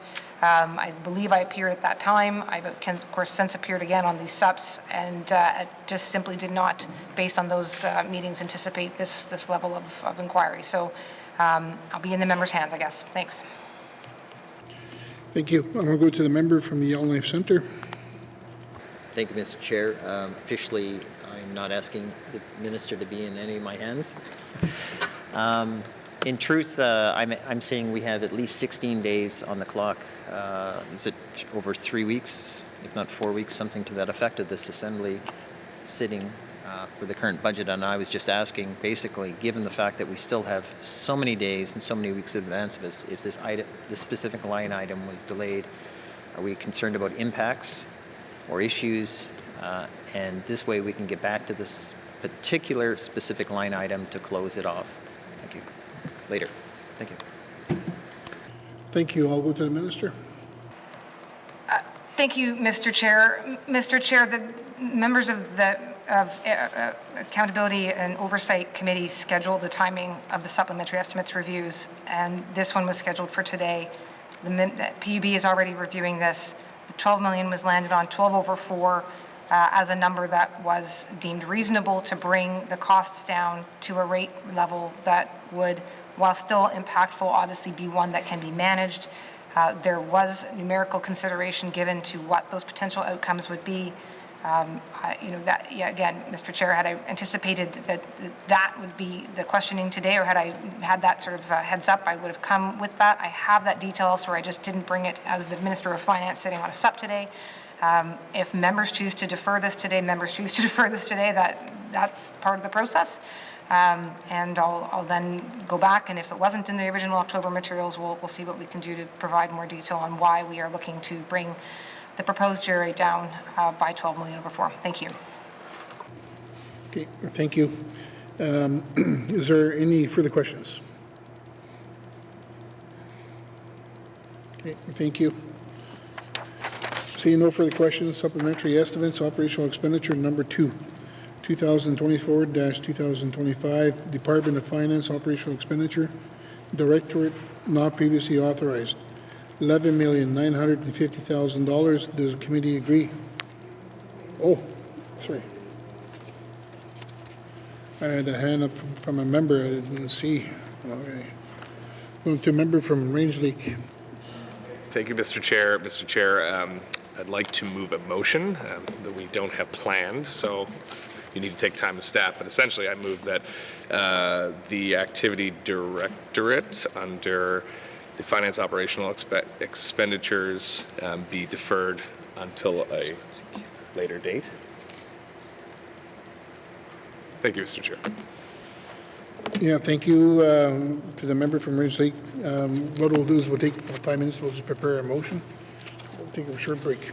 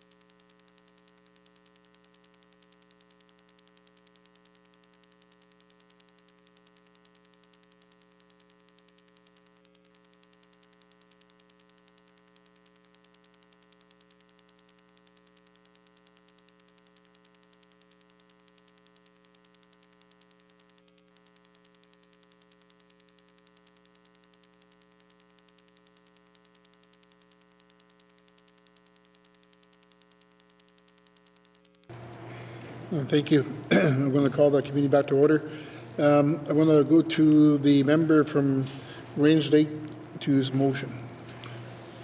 Thank you, Mr. Chair. I move that this committee defer further consideration of the directorate activity in the Department of Finance of the supplementary estimates, operation expenditures, and bracket number 2, 2024 to 2025 at this time. Thank you, Mr. Chair.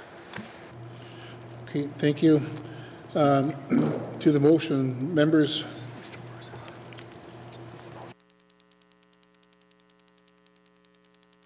The motion's in order. To the motion, we're going to go to the member from Frame Lake. Thank you, Mr. Chair. Mr. Chair, it's just not clear to me what the merit or intent of the motion is. So, can the mover explain to committee why we need to defer this? What's the ultimate purpose here? I think I'm going to go to the member from Range Lake.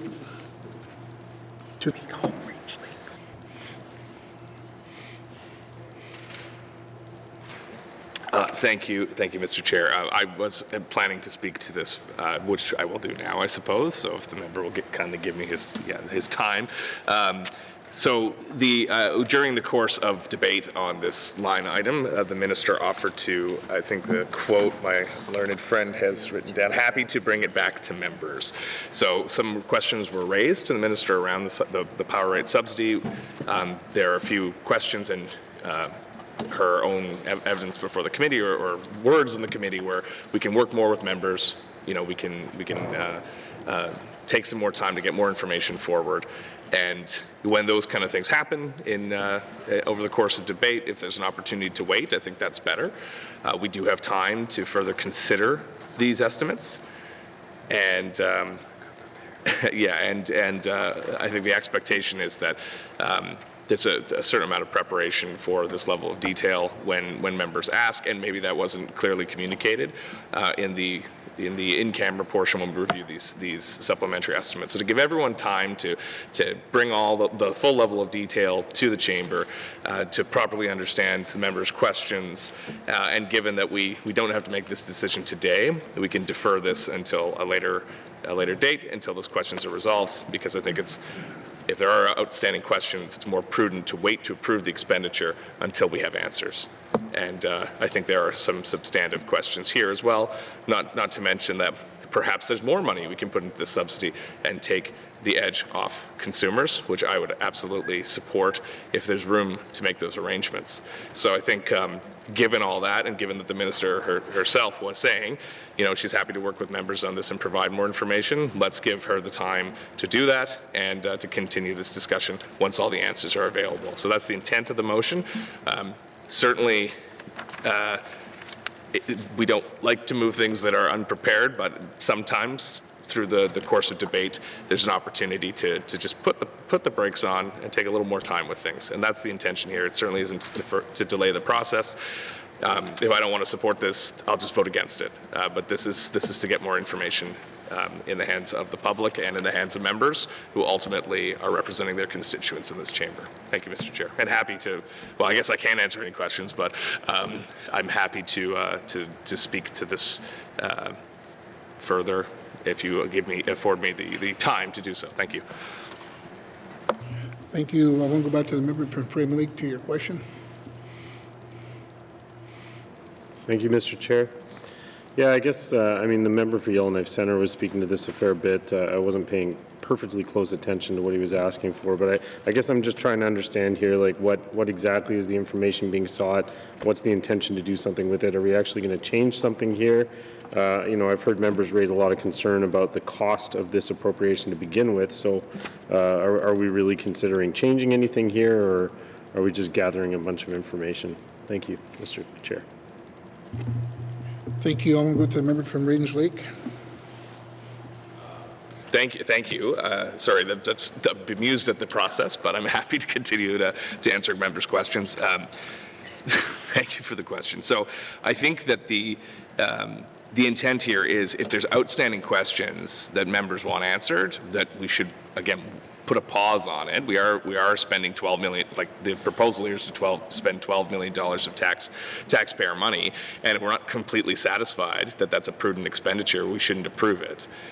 So the idea here is to pause until we can gather all the information. And if even one member has concerns, I think we ought to give that member the benefit of the doubt, because again, this is not the last day of the sitting.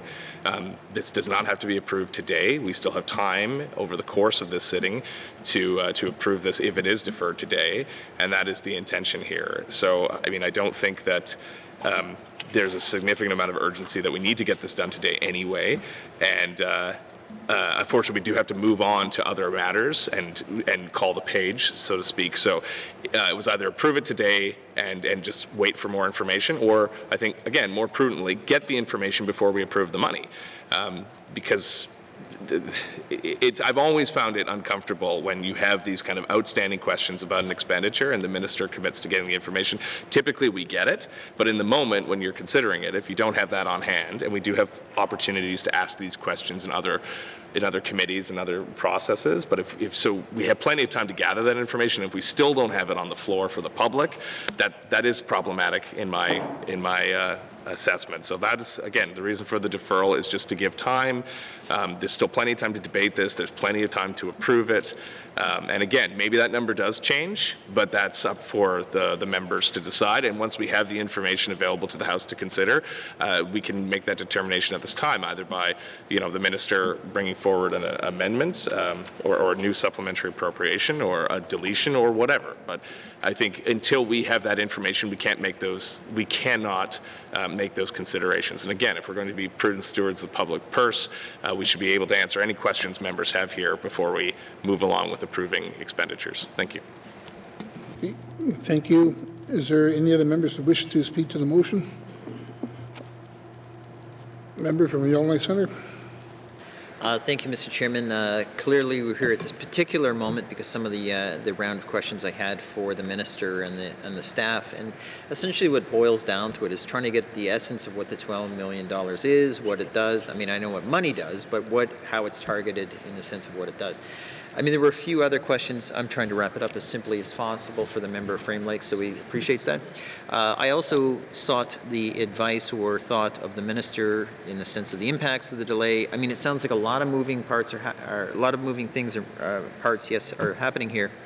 But in the sense of that time is always of the essence, but there is plenty of time on the clock. We may have, I think, approximately 16 days of session. You don't leave these things for the last minute. That wasn't the intention in any form. So we have at least 14 days of session days, including a week break in between. So we have a lot of days over a particular line item to get further clarity.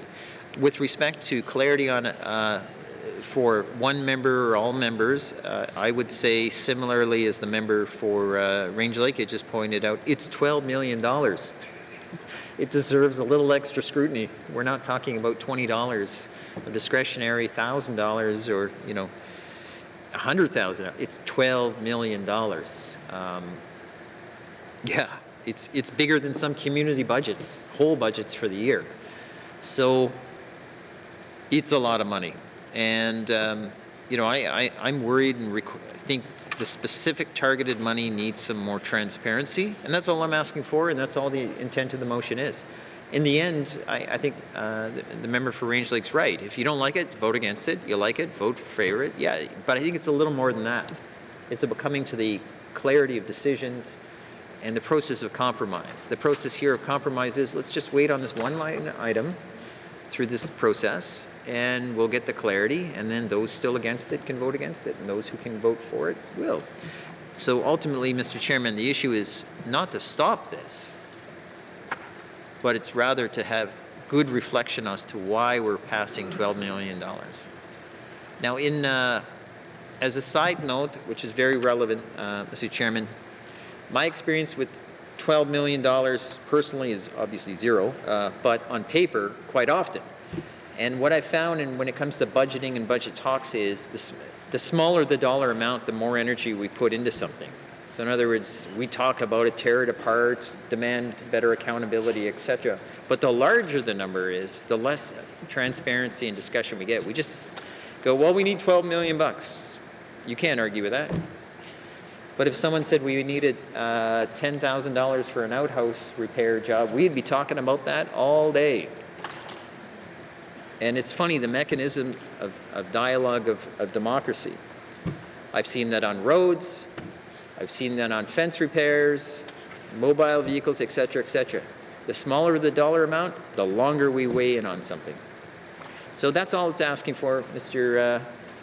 Chairman, is just a little transparency to help members fully understand. So when the public comes to us, we want to feel our public dollars are going in a robust but an efficient way. And by all means, maybe right. Maybe the number is too small. Maybe the number is too high. I don't know. But I mean, we want to help give cost of living breaks as much as we can to our constituents and all Northerners. I mean, it matters because this is the day-to-day stuff that upsets people. These are the phone calls we get from people because they have difficulties getting by. So just saying, oh, we just approved $12 million and only done a little, they'd ask me why we didn't do a little more. So, Mr. Chairman, I don't want to use all the time on my clock for no necessary reason, but I felt it was important to elaborate a little further because I think the member for Frame Lake had some questions. I wanted him to understand the cornerstones of the issues.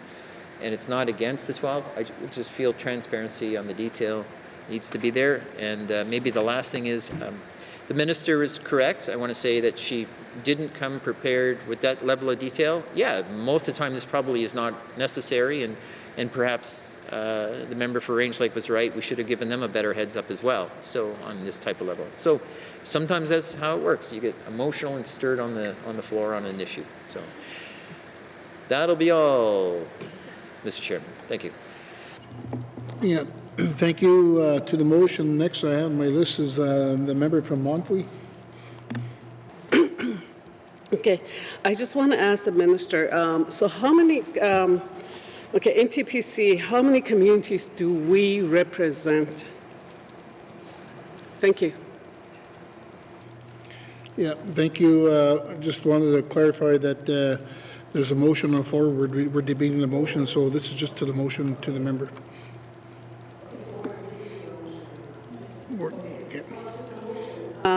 This $12 million, I mean, well, there's the, this does affect the small communities, people living in the small communities, because majority of us, I think, uses this NTPC power, or it does provide the services to many of the small communities, so there's $12 million.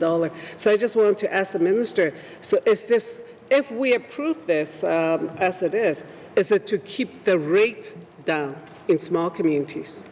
I don't know, like, I would support it if it is going to help keep the rate down. Thank you. Yeah, thank you to the member from Montfrey. Just so we're clear, there's a motion on the floor that was put forward from the member from Range Lake. We're debating that motion.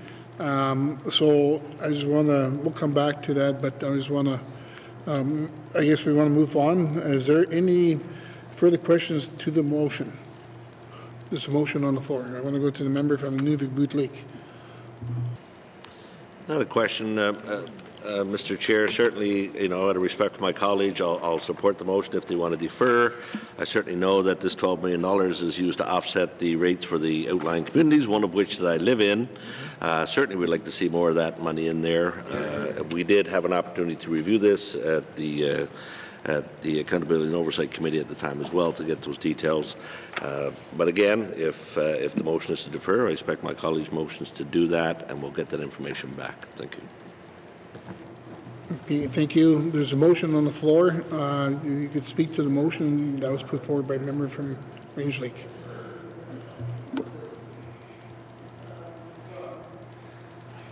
There's a motion on the floor, so we're debating that motion right now. So if there's no further question to the member's motion, okay, I want to go to the member, the Minister of Finance to the motion. Thank you, Mr. Chair. Yeah, Mr. Chair, I mean, obviously, I appreciate colleagues acknowledging that, and because the public doesn't realize that in this system, we go through all of these materials with, relevant ministers will appear with colleagues at AOC confidentially to go through so that everyone's prepared. And questions, I've had everything asked for. Sometimes people don't like to ask their questions because it's much more dramatic to ask them here. Sometimes they ask their questions and gives us the chance to bring materials. And Mr. Chair, in this case, I did not have this question. I don't disagree that we do argue about the $5,000 things and not the $12 million things, and we should argue about the $12 million things. I appreciate that comment. But just so we're clear, I did not anticipate this because this didn't come up previously. But that said, Mr. Chair, I have been sort of scrambling here with folks online, and I know there was a reasoning for it, and the reasoning in part with the $4 million over 4, the $12 million over 4, is that puts us to a point in time when we are anticipating that there may well be an opportunity for NTPC to bring on industrial customers, which would then, at a rate that would reduce the requirement for this subsidy to continue. So that's the magic in that math. And the details of that I'd rather share with committee in confidence because some of that is not my commercial information to share, and I'd be happy to do that. That won't necessarily impact what happens on this decision, but I hope that gives at least some understanding as to the rationale underlying it. There can always be other choices, Mr. Chair. That is always the nature of policymaking and decision-making, but there was a rationale to it, and it was that it would get us to that 4-year period, after which point, based on the numbers we're expecting, the subsidy would not be required because a different source of funding would be available. Thank you. Okay, thank you for clarification. One more speaker, and then I want to go to the motion. I want to go to the member from Yonge Centre. Sorry. Thank you, Mr. Chairman. Mr. Chairman, given the comments of the minister, therefore I move that committee reports progress. Thank you.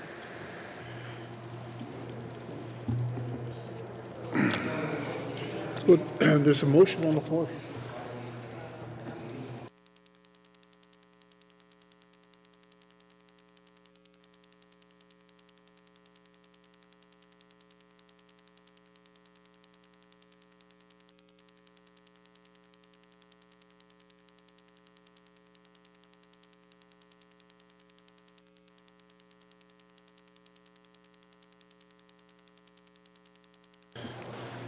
Thank you.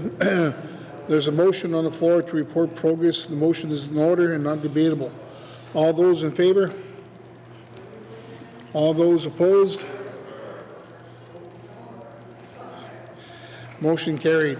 I will now rise and report progress. Thank you.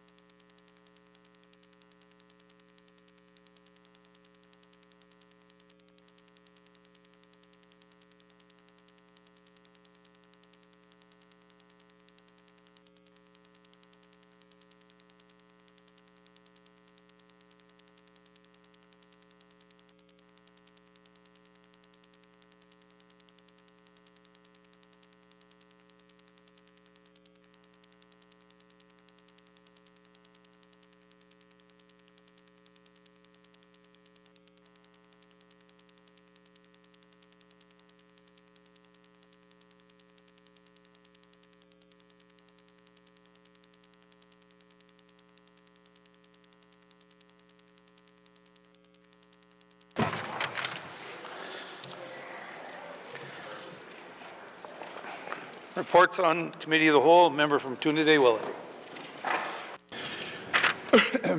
Mr. Speaker, your committee has been considering table documents 278-20(1), and and I would like to report progress with one motion carried, and that consideration table documents 278-20(1) is concluded, and that the House concur in those amendments as amended, and that any appropriation bill be based thereon be introduced without delay. And Mr. Speaker, I move that the report of the Committee of the Whole be concurred with. Thank you. Member from Trinidad Willoughby. Can I have a seconder to the motion? Member from Yonley Centre. All those in favor? Opposed? Abstentions? Motion carried. Reports of Committee of the Whole, reports of Committee of the Whole, third reading of bills, Orders of the day, Mr. Clerk. Merci, Mr. Speaker. The Standing Committee on Accountability and Oversight will meet at the rise of the House. Orders of the day for Monday, February 10th, 1:30 p.m. Prayer or reflection, minister statements, member statements, returns to oral questions, recognition of visitors in the gallery, replies to the budget address, day 3 of 7, acknowledgements, oral questions, returns to written questions, replies to the Commissioner's address, petitions, reports of committees on the review of bills, reports of standing and special committees, tabling of documents, notices of motion, motions, notices of motion for first reading of bills, second reading of bills, Bill 17, Bill 18, consideration in Committee of the Whole of bills and other matters, table document 275-20(1), table document 279-20(1), report of Committee of the Whole, third reading of bills, orders of the day. Merci, Mr. Speaker. Thank you, Mr. Clerk. This House stands adjourned till Monday, February 10th, 2025 at 1:30 p.m.